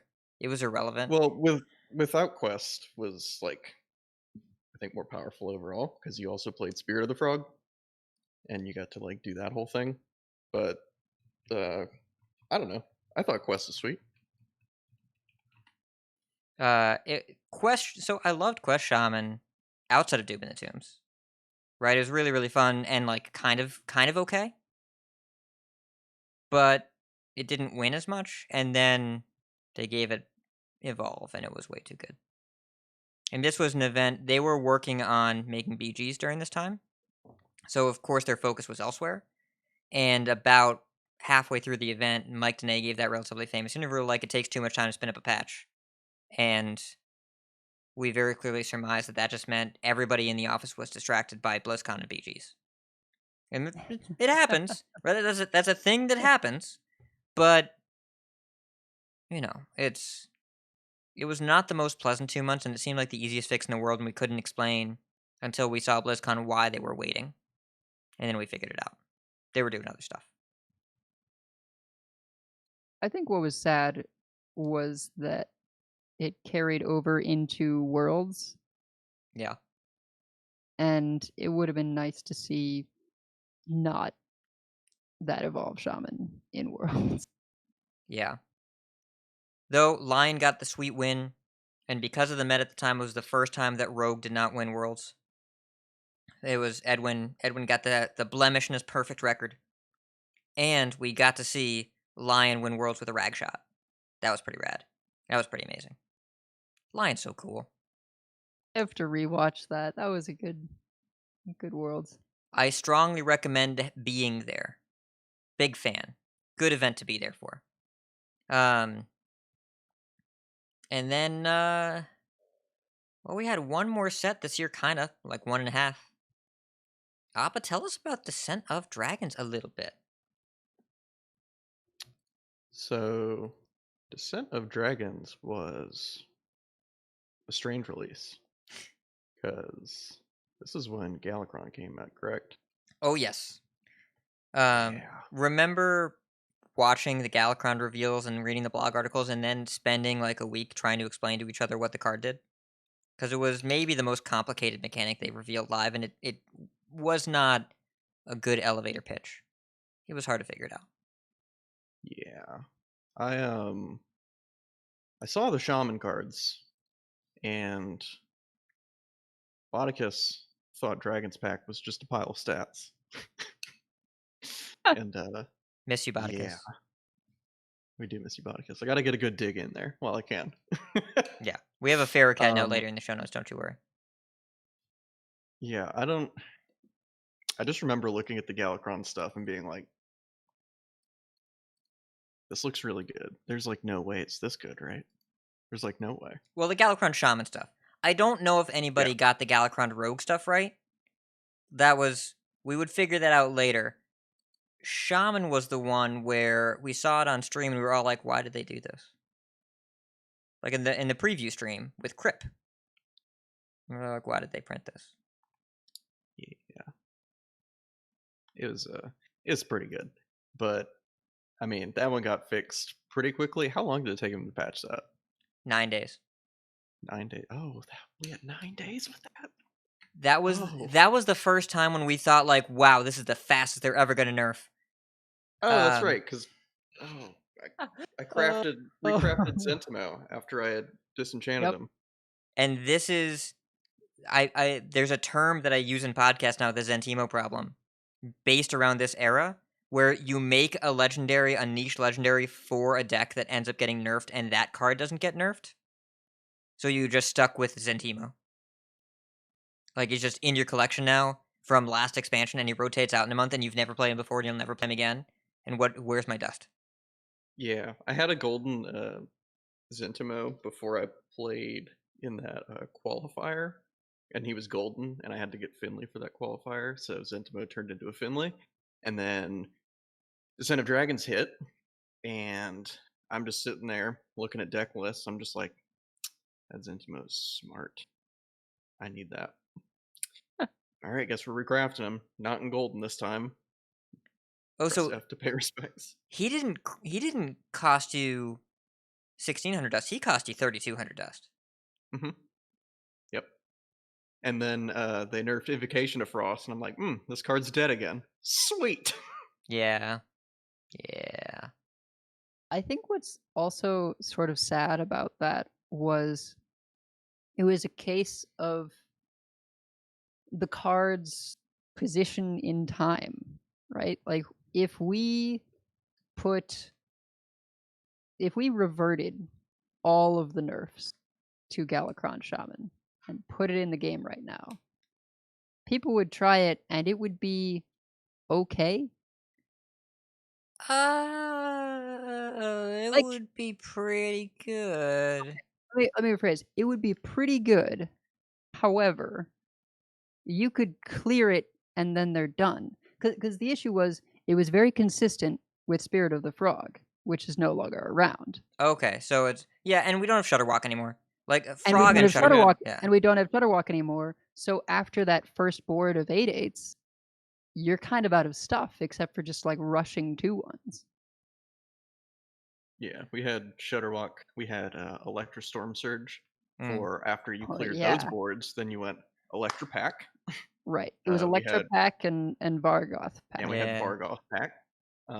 We had Spirit of the Frog. Yeah, that deck was just... Those are a lot of good cards. That's one of the best Shaman decks I've ever played. Yeah. I played a lot of them. Yeah, that was good. I was happy for about 7 days until I stopped being able to get edges in the mirror. And then I was just like, I don't like this anymore. I'm going 50-50. Get me out. Well, and people figure out how to play the matchup. Get me out. And the first set of nerfs, they were pretty smart nerfs, but they weren't enough by themselves. Mogul Flesh Shaper was a good nerf. That card should have never cost 7. Faceless Corruptor was a 5/4, and they moved it to 4/4, and now it doesn't see play. Sludge Slurper, which was a gooder version at the time because there were too many decent Shaman decks, and so moving it to a 1/1 instead of a 2/1 seemed to make sense, but they've since put it back. And Corrupt Elementalist is the real crazy card here. Of the the 5-mana 3/3 that invokes 2/2/1s with Rush when you played it. So they were just any game where you had the coin, you would just coin out elementals in the Dragon's pack. And I will say there are a couple things that would make this deck a little scary now, even though we don't have Storm Surge and we don't have Shudderwalk and we don't have the other thing, Spirit of the Frog. We do have Diligent Note Taker, and we do have Lightning Bloom, and Lightning Bloom is a good card. So I don't know if that would get used in Galakron Shaman, but I know that it could be, and I know the idea is a little spooky. A little bit. I don't know. I'm glad they're not trying it. Yeah, luckily we don't have to worry about it. Yeah. So that was pretty cool, but then so they did that first round of nerfs, but Shaman kind of got better after that. But then the second round of nerfs was this was the really interesting one. Yeah. They said they nerfed like most of the Galakron stuff. Yeah. Oh my god. They ended up Ankar is missing one, huge. by the way. But yes, Oh. remember when Ankar had 3 durability? Can you imagine getting a 2/4 I've played so Ankar? much. I played Yeah. so much with that card this past month because like I didn't really play with it like all that much before, but I picked up in Rage Warrior like a little before last month. I played so much with Ankar now. How was that card a 2/3? If unnerfed Cash into unnerfed Ankar would have been a 3/4. I never got to do that. No one ever Never got to got do that that. before. They never. Never was allowed. Yeah. Yeah, Ankar got nerfed before Cash got printed, but Okay. the original version of both of those cards would have given you a 3/4 Ankar on turn 3, which is Oof. and That's a lot. it would draw you Risky Skippers. Yeah, so they hit Fiendish Rites, they hit Scion, they made that. Oh yeah, Scion costs 3. For those that don't Yeah. know, it is now a 4-mana 3/2 with Rush. If you have invoked Galakron twice, you get 2 copies. It was 3. And when it was 4 and Galakron Warrior was still good, we still played Scion at 4 and did not blink. Yeah. Well, and at Yeah. 3, the deck was around Scion, right? Yeah, you would Like, play Barista Lynchan. Scion was the payoff. You would play You Barista played Lynchan Barista on turn 8. Lynchan. You would get Scion and then 3 more Scions in your hand. And Also, if you like, really one of- went in, you use Breeder. Yeah, like one of the really big like game ending things is just like Galakron. Drew my Scion off Galakron. Alright, now I have gigantic rushing things. Your board's dead. Deal with these now. Yeah. So they Also fixed that. hit you for 5. Yeah, I really the first deck I remember was Admiral was working on the what did he call it? I think he called it like 8 Scion. Super fun deck, really fun. I played Tasty Flyfish to buff my Scions. Yeah. The Murloc, amazing. Also, best gold animation in the game. Don't at me. Yeah. Page match custodian would like a word, sir. Okay. Yeah. But there were more nerfs too. Yeah. So they hit Ankar, like we said, it was 2/3 to a 2/2. Dragon's pack went from making 5/6s to 4/5s, right? Yeah. Because before it was just 5 mana for 2 5/6 taunts, which seems like a really good deal, and it was. Yeah. And And 2 Yetis is significantly worse than like 5/6s. Yeah. And Invocation of Frost was just a Glacial Shard with Rush, and we were like, this card was good without Rush. Why does it have Rush? Yeah. Invocation went from 1 to 2 mana, which was honestly like kind of the nail in the coffin for that, because like part of the reason to play the deck was like the flexibility with Spirit of the Frog and like being able to like go through chains with that, and having Invocation be a cheap spell that you could play, also freeze something, also kill another thing. This deck was absolutely disgusting the more I talk about it. Yeah, moving Invocation of Frost to 2 and then Dragon's Pack was just like, all right, we want this to stop being a thing. And then it did. Necrium Apothecary. I forgot about this card until I read over the Decksplanations earlier, and then I started getting mad all over again. Because that's another deck that I lost to Stone Tusk War with. So Necrium Apothecary, I like Rogue a lot. This was not a Rogue deck, and even when it tried to be, it was just infuriating as the pilot and as the recipient. Because Necrom Apothecary said combo, draw a death rattle, and gain its death rattle. You draw a death rattle minion and gain its death rattle. So you would play Anubis Hath Warbringer, which is a 9/6 common from Saviors that gives all minions in your hand +3/+3. This deck was so goofy. So you would play Necrium Blade, which was a 3/2 weapon. When it died, it popped a death rattle in play, and then you would like coin out the Apothecary and pop it with your sword, and then buff your hand full of like Stone Tusk Spores and Southsea deckhands, and then just kill your opponent. And it was, Yeah. I remember this was like a weekend phenomenon where just on it one Sunday, it was late at night on the Americas, like evening and night in the Americas. And then I remember Lorinda waking up and tweeting like, Valera's gone a bit mad. She's lost her mind.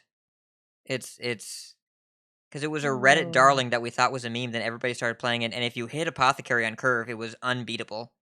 But I would play it and just draw both Warbringers and be like, this deck sucks. I hate it. I hate it so much. And it was super, because it was the worst play pattern possible, because it was super unreliable, and it was unsatisfying to win with and unsatisfying to lose to, and so they moved Apothecary 1 mana and it died. If you've played against Ramp Paladin recently, that's kind of how it felt. Yeah, except instead of having, there was no tip the scales you could cast. It was like if But Ramp they also Paladin- had yeah. 2 Alluras, so... Yeah, with Anka. Yeah, you're right. Thank goodness that animated broomstick didn't exist back then. Oh, God. Thank goodness. I feel like you could say that about, like, most metas, honestly. Just You like, could probably thank say it about goodness this meta. Broomstick didn't After they exist nerf back that card to whatever they're going to do to it, we're going to look back and be like, I can't believe we played with Broomstick for so long at 1 mana. Like, that's going to be a card that we're talking about like this in a year. Like, can you remember when that card was just 1 mana and your whole board just blah, blah, blah, blah, blah, blah, blah? I feel like it should get changed to adjacent or something. I don't know what It's should not- get it's changed to. nonsense. Just How it is right now. How But it that is one hasn't now- gotten changed yet. yeah. But How it is now, make this- it not this do one- that. Dragon Queen Alexstrasza did get changed, though, in this round of nerfs. And that put it from 0 mana to 1 Nope. mana, right? False. No, Or no. that's the Nozdorma one. It meant it couldn't get itself. Yes. Oh, okay, that's what it was. I put in the show notes DQA kind of, because this wasn't really a nerf to anything except Trollden videos. As there were very, very few times when you would DQA into DQA. But, so back in the day, because they nerfed the card again, they actually nerfed it this time. The dragons cost 1 now. Back then, they used to cost 0. And there were a couple stream clips of people DQAing into 2 DQAs. And they would just play 6 dragons that turn. And it was disgusting. It was insane. It was so crazy. Even more so in Arena. And there was just a period of Hearthstone where the Highlander decks were survival tools and DQA as this giant board swing win condition. And it was kind of fun. It had its charms. But mana cheating really defined this era of Hearthstone. I think that Descent of Dragons is one of the 2 most powerful sets in Standard, along with Scholomance. Ashes had Demon Hunter, specifically. But DOD, especially if you include Galakron's Awakening, which brought us Risky Skipper, 3/3 Frenzied Fellwing was in that set too. There were some powerful cards. DOD needed a bunch of nerfs, and even after these nerfs, there's something that in this expansion that they didn't touch until later. Galakron Rogue was so insane because the cards it about, drew cost 0. What about Dragoncaster? When did that one get hit? So that was, like, big here, too. Because, like, Highlander Mage was, like, real strong. It's Got hit after after Silver Name's after Yogbox. Silver Name. Yeah. Yeah. So that was, I think, Scholomance. Okay. Or maybe that was, yeah, I think that was Scholomance. Gotcha. Yeah. That Yeah. Yogg box was absolutely filthy. It's pretty It was insane. on turn Yeah. 6. Yep. Or turn 5? Was it coined? I think it was coined, yeah. But Dragoncaster into Pocket Galaxy was still absolutely a thing here. But the original Skull of Gul'dan, Rogue Galakron, was printed back then. And it was Yeah. so good. And Galakron after they Rogue was nerfed all the competition, you just played Galarogue and you crushed people. This is, like, Galakron Rogue specifically is, like I was talking about earlier, like, in Arlington, like, when I realized, like, oh shit, everybody else around me is way better than I am. Dang. Because we went like our little test group. We met Gallon at a sushi restaurant. We just like ate sushi and just talked about Hearthstone and stuff. I'm just like, wow, I don't know anything about this game. These people are talking a completely different language. I'm just gonna sit here and learn. Okay. There were a lot of really, really strong players that specialized in winning the rogue mirrors back then because there were so many of them. And Galakron Rogue, I think, was the it was so easy to get Togwaggle online, High Spare and Togwaggle. And the list back then, the list that I see on the Vicious Syndicate site, ran 2 SIs and 2 Life Drinkers. You would just kill people after you drew 4 cards and played them for 0. Leroy was in this deck because it was in Standard, and it was very, very common to Gala into Leroy and kill people with free Leroy into Shadow Step. You would just deal Yeah. crazy amounts of damage the turn after you play Gala. Yeah. Or if you Juicing up were the rogue really Galakron nuts. was just disgusting. Yeah. I I remember talking to some people at that tournament too, and they were just like, Mage versus Rogue, do you just hero power yourself on 2? And we just came to the conclusion that, yeah, probably. Just turn off the Sealed Fate. Just don't let them invoke their Galakron as easily. So in like Mage versus Rogue, I'd just be like, alright, drag this to myself. But Let's do then that. the secret was, as the rogue, just seal fate yourself. Yep. That was a potential response. Yeah. Yeah. Yeah, that deck was just absolutely gross. Just having those just having 0 on a card is dangerous. And especially if it says either draw or generate. Yeah. And Galakron Rogue. so with Galakron into 0 mana Togwaggle into Wondrous Wand, this was the era where people were really started saying, I miss when cards cost mana. Because Galarogue would just play somewhere between 7 and 10 0 mana cards per game. And they were not cards that were meant to cost 0 mana. We're talking things like Flick and Kronks and Leroy. Just didn't cost anything. Yeah. And Galakron into Kronks was just like the ultimate. yeah. And there was a relatively famous clip of Viper where he Togwaggle schemed a Kronks against a priest just so he could draw into multiples with Wondrous Wand. He would hold the Wondrous Wand and then scheme his Kronks and draw 3 0 mana Kronkses and kill people. But you could do that with Leroy as well. Like you could just pile up a bunch of Leroys and kill people.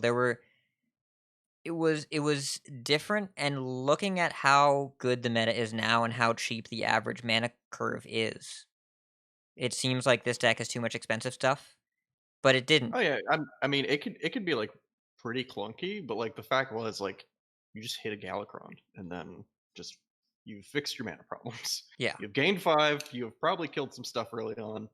Now you have 4 cards, they cost 0, you have regained tempo, your opponent probably loses. And a 5/2 weapon, Oh yeah, and you get an Arcanite Reaper. kind of for free. And your hero power also does a thing. Yeah. In Oh Rogue. yeah, and you generate infinite lackeys just in case that drawing 4 cards for 0 and an Arcanite Reaper wasn't enough. Here's a Deathstalker Rexar stapled to your face, just in case you need that.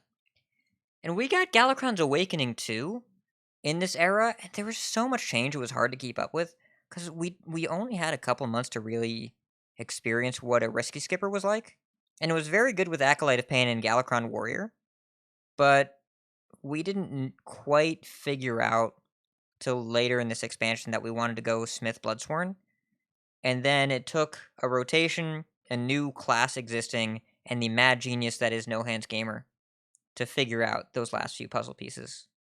And the rest is history. So, let's wind down the section. Cards we'll miss. Appa, what are a few cards that you're going to miss that are leaving us in the next month?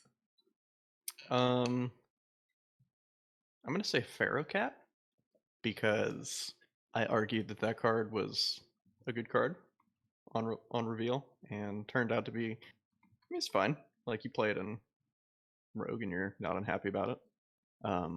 But I don't know. Like basically most of Saviors I'm gonna miss. That was my favorite set, like literally ever. Even though like even if I didn't have a great time at some moments in there, but like just like the theme and everything was fantastic. And I don't know, Feral Cat's a fun card.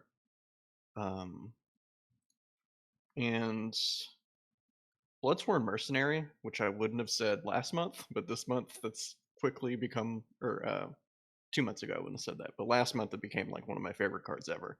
Just playing with Enrage Warrior and just like kind of figuring out like when to use it. And like it's so flexible. I can't believe that was a 3/3 at one point. The card. Oh yeah. Bloodsworn Mercenary I'm gonna miss. And then Cartoot Defender. That's one of my favorite cards ever. Cartoot Defender is super sweet. It's very simple in terms of what it does. It's a just defensive speed bump.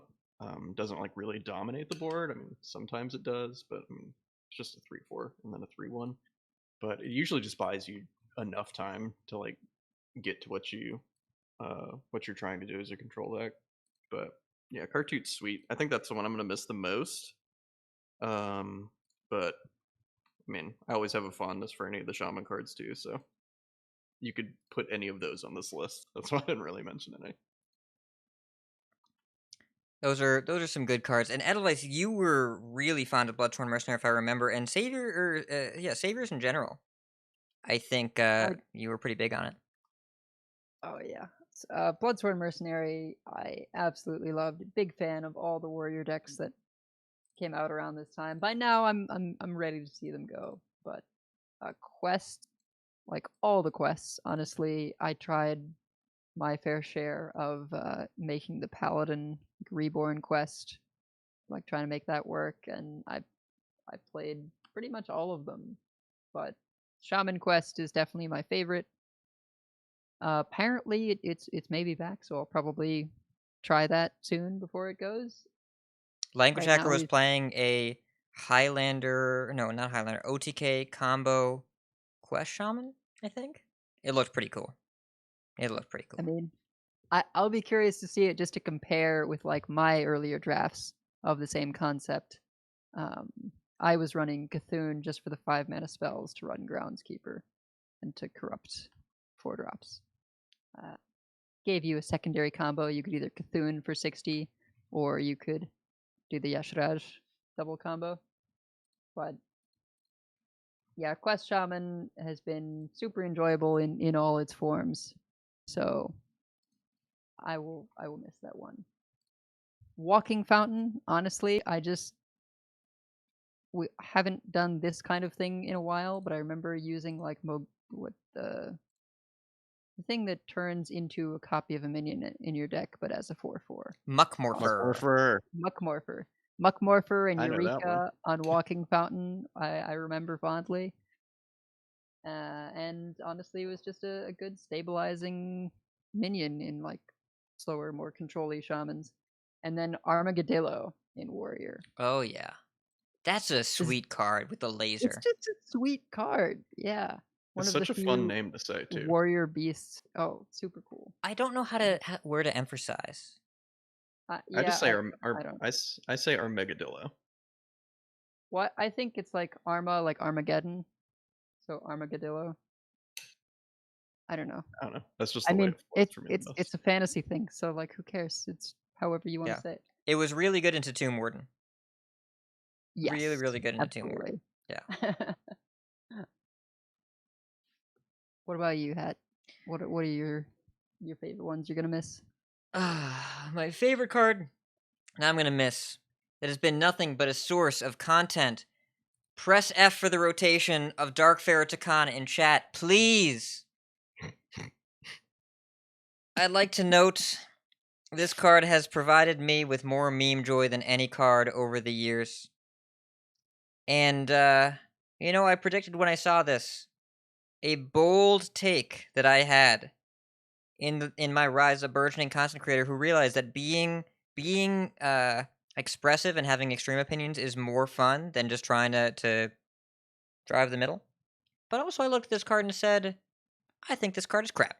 Because I think that Zoo is never going to want a 5-mana 4/4, and decks that need Lackeys to survive can't really wait till they're 4/4. So I don't think this card's ever going to get support because Lackeys are a set mechanic. And I was right. And I got vocal disagreement from multiple sources, both on and off the show. And I understand they wanted to not let the memes be dreams, so to speak. It's a fine card. It's very good off Dragon's Horde as a rogue card. But Takan never really made it work. And I notably in our rating scale at the time said this is an F because the only thing that it's for is bad. Takan, you served me well, buddy. Thank you for always being there for me. Because I needed 400 dust from you. But also, in terms of cards that I will miss playing and casting and winning games sometimes, there are a few really cool cards that are going away. Rising Winds from Galakron's Awakening. It's just a really cool card. And just, it feels very druidy. It's on brand. The 3/2s matter. Drawing the cards matter. It was good in Quest Druid. Really great with Fungal Fortunes. Good with Glowfly Swarm. Still decent now. Not an auto-include. But it's kind of good at drawing cards. And it's kind of good at board presence. It's flexible. It's interesting. And it's one of the least offensive uses of Twin Spell I can think of because it does something different every time. Repetitive gameplay patterns are bad. But Rising Wind isn't repetitive even though you get a second copy of the spell because it's a choose one. So I think it's a really smart design, and I really enjoyed playing with it. Flick Skyshiv, probably the safest craft in DoD. Still seeing a little bit of play now. It doesn't ever feel oppressive, but it's a powerful removal tool. Well, okay, it felt pretty good when it cost 0, but I blame Galakron for that. But it's nice to kill Treants, or kill a Moarg Artificer and disrupt OTK DH these days, and it's still kind of okay at dealing with... It was good at dealing with Giants against Mage. Just a solid card, but the body was okay and not incredible. So I really enjoyed playing with Flick. Plague of Flames, I'll admit part of this is the animation. Animation's so good. And Dominic on the VFX team has done a really great job. He made my favorite animation ever, which was not this set, it was the next set, which was Soul Mirror. But Plague of Flames... No, it's 2 sets after this. But Plague of Flames just looks really cool, and it's a Warlock card that makes you invest in the board then remove it, but if you can make it good, it's really powerful because you get to develop so much behind it because it only costs 1. I will say, if you were a Wild player, you probably wish this card was rotating, because boy is this card good with Void Caller. You just play this and then you dump a little Void Lord in play, or an Enslaved Dreadlord, or something like some big thick demon. Very, very, very good in Wild. In Standard, it had its niche, and I really enjoyed playing with it. Can that be the show title? What? Some big thick demon. Sure, I will write that down now. Some big thick demon featuring Appa. Yes. Disclaimer at the beginning: Appa is not the demon. Okay. And then there are a few cards. Maybe I won't be as sad to see go. Maybe We're I on won't the be as same sad. page with these. The most obvious answer. Hey, Bomb Warrior, get out of my video game. Get out of my game. I still can't believe... Appa, we recorded the show in Rise of Shadows. We were talking about... They made a mechanic where you thought you got to play a turn, and instead you died immediately, and they were like, put this in the video game. Put this in. Ship this. We want other people to experience this too. Surely this is a good user experience. Just like, oh, I wanted to play, but now I'm whenever you dead. play against Bomb Warrior, fun is 0-sum.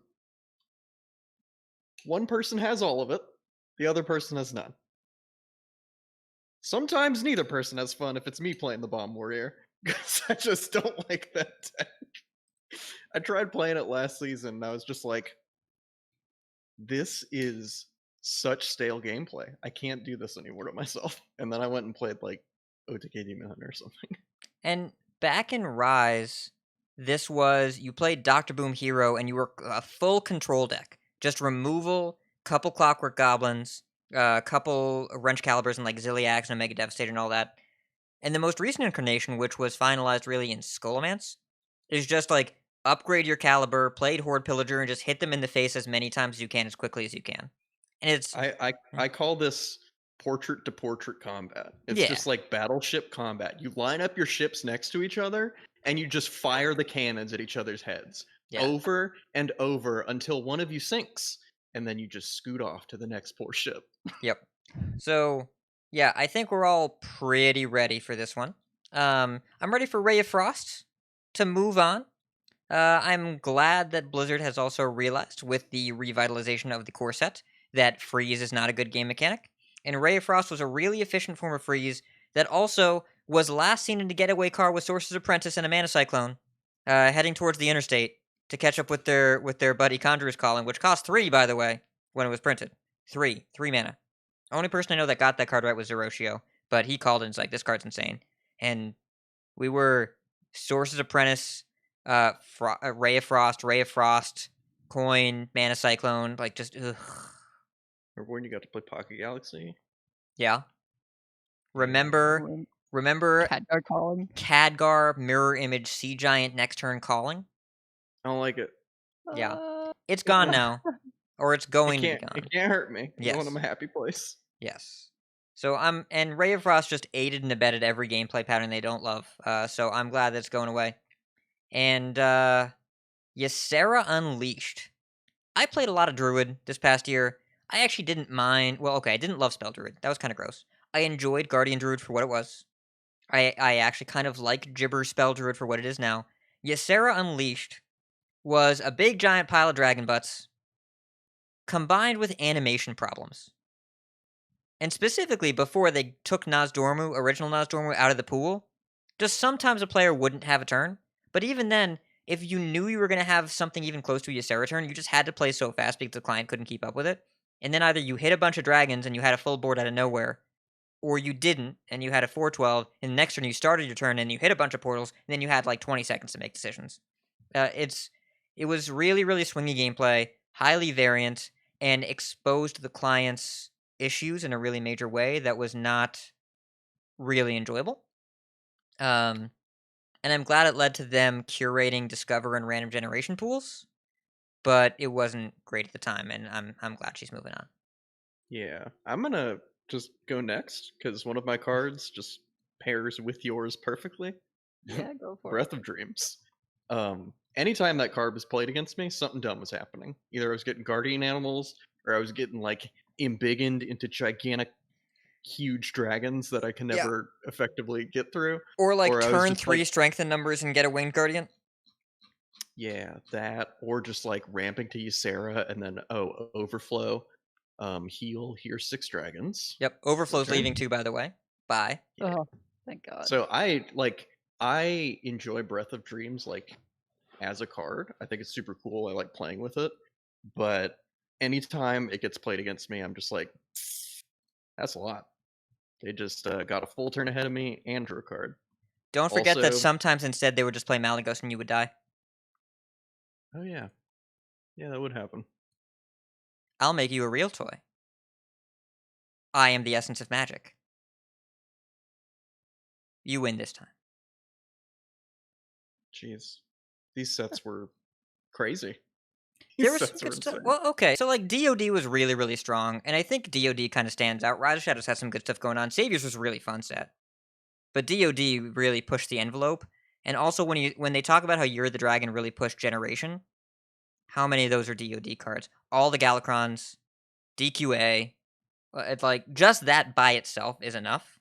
And Saviors had our boy Zephrys. And we don't have Highlander cards listed anywhere as cards we'll miss or cards that can leave, because we've all just stopped playing them because we're bored. I have one. Go ahead. You do. You do have one. You have Zephrys specifically. Are you just ready to move on from Zephrys? Yeah, like it's gotten like bad enough at finding things, and I'm just sort of tired of it. That whatever end I'm on, I'm past it. Yeah. I don't want to think about what do I have to set my mana cost to try and make sure I find the right thing. I don't want to think about I'm playing against a Highlander hunter, and if I have too many minions, they could unleash the hounds Zephrys Bloodlust me, or unleash Zeph Savage Roar. It was just so many things to play around when you were dealing with a Highlander deck that I'm over it.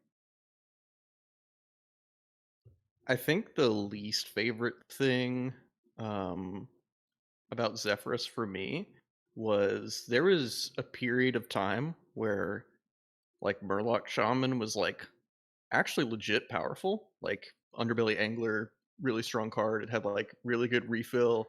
It had like some really strong early game potential. But then if you ever played it on ladder, some of the most popular decks were like Highlander Galakron Rogue, Highlander Hunter, Highlander Mage. If they ever Zephyrused you, it went Zephyrus, here's a 3/2, here's a 3/4, break your best Murloc. Can By you the beat way, this? against Rogue, sometimes they'd also have the Shadow Step. Nice deck, Yep. nice face. So that's honestly the thing I don't like about Zeph the most. I love the card, but it was like this one archetype that I always like really wanted to like make work and flesh out. And like just at the time, whenever I thought it was like actually had some potential, was just there were just Highlander decks everywhere. And if they ever had Zeph in their opener, you just lost on the spot because they just hunger grabbed you. It's like, oh, okay, I guess that was a game. Next. Yeah. It's a great tech demo and a great proof of concept, and I think had some legitimately interesting gameplay applications, and the skill of learning how to use Zephyrus was a real skill. But it's about time. It's about time. Like, that welcome has been worn out, and also it wasn't helped by the fact that both in Saviors and DoD, note that Tier 1 had Highlander Hunter both times, and it was also good in Ashes, and it was also good in Skolo. And it was also good the first week of Dark Moon Fair, and then people like, this nerf wasn't deserved. Bro. It's been Tier 1 for 18 months. What are we doing? Like, just because the cards are the different kind of green and we're not angry about it doesn't mean we should leave it in Tier 1 for 18 months. Yeah. Remember when people were like unsure about Dynatamer Bran? Yeah. It's like that's 7-mana King Crush plus. I remember saying that King Crush would be better at 7 mana. Yeah. I'm honestly surprised, like out of the Singleton payoffs, like we just didn't get much Finley. Finley was highly variant, and we got to the point of tempo in Standard where using your hero power even in upgraded one was bad. I Like, it just didn't played do enough. with Finley for I think all of one day, actually. I made that like Highlander Secret Paladin deck with like Mysterious Challenger and stuff, like whenever all those wild cards were in Standard. And I played that in the qualifier, won with it, because that's what I disenchanted Zentimo for, was the Finley. And then after that, I was like, I don't really have a reason to play this deck anymore. Yep. All right, I'll put it down. Yeah, Elise didn't really work out all that well either. She was in one deck, Finley was kind of in one deck, and then Reno was good, and Bran was great. And DQA was the real payoff along with Zeph. So, okay, Appa, you've got a couple more cards. Now, Plague of Flames I talked about as a thing that I liked. You have down as a thing that you want to go away.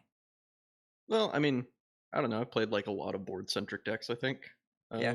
over the past like year or so, and Plague of Flames is a very cheap answer to catch up on a lot of Lost Tempo. Yeah, I like the direction they pushed Warlock removal in this era. Plague of Flames, Dark Skies, Nether Breath, and Crazed Netherwing were all kind of cool. But the combination of them in whatever configuration you wanted, it didn't feel like it was hard for Warlock for a while to just deal with any board they wanted to. Especially in pre-nerf Galakron Warlock.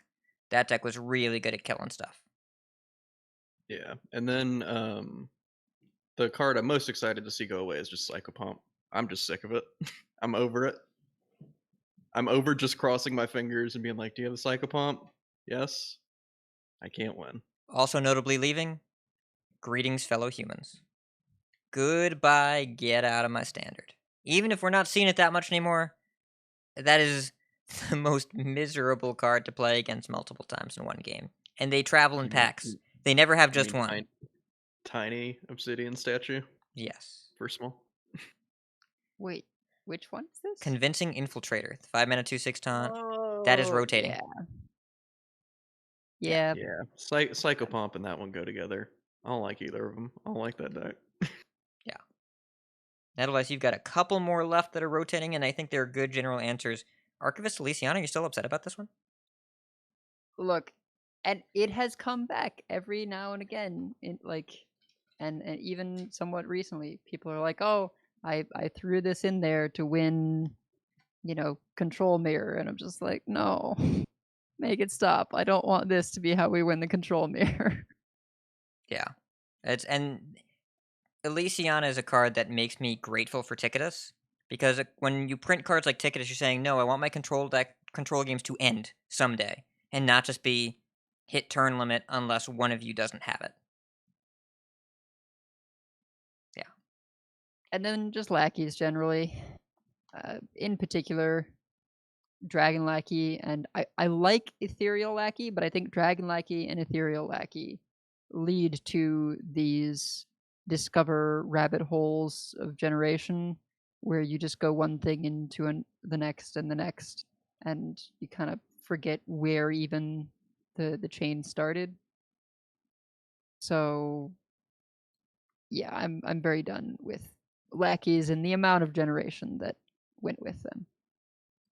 I think there is no better way to end the section with that thought, because that is what we are leaving behind. Hopefully, in Year of the Dragon, is a lot of this generation stuff. We're just done with it, and they've come out and basically said Draconic Lackey was a mistake, and I agree with them, because there have been a bunch of games where I said I only lose if they have the Alexstrasza for healing. What is that arrow pointing at their face? Oh, and yeah, I'm all set. I'm ready for that to go. So Year of the Dragon, thanks for everything. We'll see you invoking at the great wild format in the sky. But it's time for us to go. We have many folks to like to thank. Check out our thanks section on the website, Concede.com. You can find our contact info, our show notes, and our patron information. Support our show at patreon.com/Concede if you like. Join us every week live by following us on Twitch, twitch.concede.com. Join our community chats in our Discord, discord.concede.com, right into our email, concede@gmail.com. Follow us on Twitter at Concede. Like, share, and follow us on Facebook, facebook.com/Concede. Like some CC swag, head into our shop at shop.concede.com. Big thanks to our producers, Number 30, Center Wizard, Dose, DK, Proby 1, Dr. Fish, Spoopty Bob, Pat T, Crush, Cat, B Squad, David P, and Snowpack. Oh my goodness, there's so many people. Huge coin concede from all of us to Bodicus. He's in our chat, but he's not in our show. Bodicus, feel better, buddy. Can't wait to have you back on next week. And, Appa, great to hear from you, buddy. Great to have you back for a minute. And, Thanks. what coin concede you got for us? I mean, mine was just Toboticus, Oh. because I don't really have another one. Because that'd have been sweet if he was here, and I'm sad you feel bad. So hope you feel better.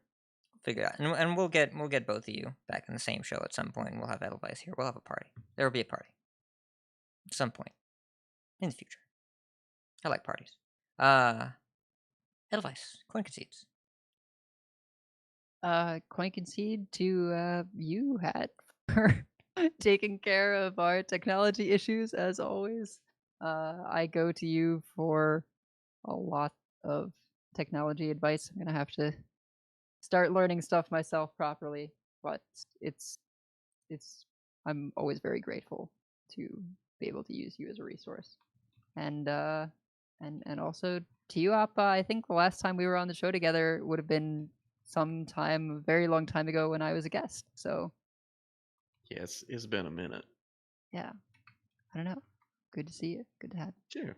I'm happy to get back on and talk now that my life is not in a constant down spiral.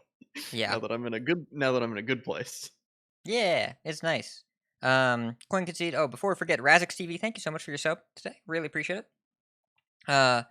Wicked Good. I was over on his podcast yesterday. It was released today, where we talked about rotation in general, including Classic. Dwakta from the Grinning Goat Lightforge podcast for being on my Hades podcast, because he is also a huge Hades fan, and he made a model reflecting the Pact of Punishment in Hades, talking about heat, and we talked about it for an hour and a half. And he's a cool dude, and thinks about Hades a lot, and I also do that, so we did that, and we talked about Hearthstone a little bit. That was cool. My buddy Raren, I was on Hearthstone Jeopardy last week. I may or may not be the first 3-time champion. No one's managed to beat me yet, but he's got some ringers in store for the next episode. But we'll see. Won 3 times, which is is there a name for winning something 3 times for like three goals or whatever? A turkey? That's for bowling specifically. I guess that's 3 strikes, not 3 wins. Yeah. Yeah, I believe don't he know. is referring to the hat trick. That is that's a good name. Is that one? We That should is a use good that. name. Yeah, we should use that. I think that's a good name. Thank you, Appa. I wasn't sure if there was a term. I just did a take to the camera for people that are audio listeners. I'm clearly aware. Anyways, and also, Concede to Slay the Spire. I know that we talk a lot about Slay the Spire, and I know it's taking up a lot of my time, but my wife has been convinced by someone to recently start playing it, and it's a great bonding experience for the two of us. By the way, the someone is me, as nobody is surprised by, but we were playing Slay the Spire together, and it's fun, and she gets to learn. And by convinced, do you mean it was months of, hey, you should try this? I think you'd like it. Try this. That's what convincing is, isn't it? Also, I was assisted by Slowly it whittling coming. them down. No, not slowly. It came out on Android, and it was a lot easier than when you can have Slay in your pocket. When you have a little Slay in your pocket. That's fair. Yeah.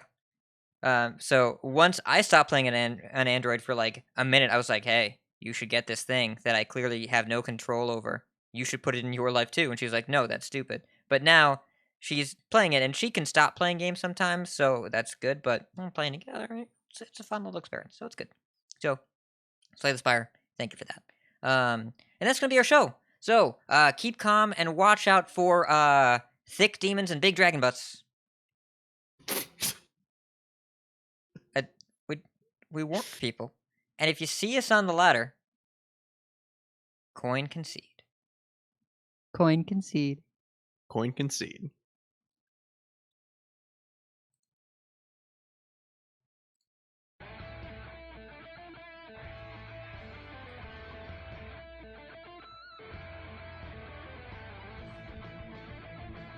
Very well. The day is yours. All right.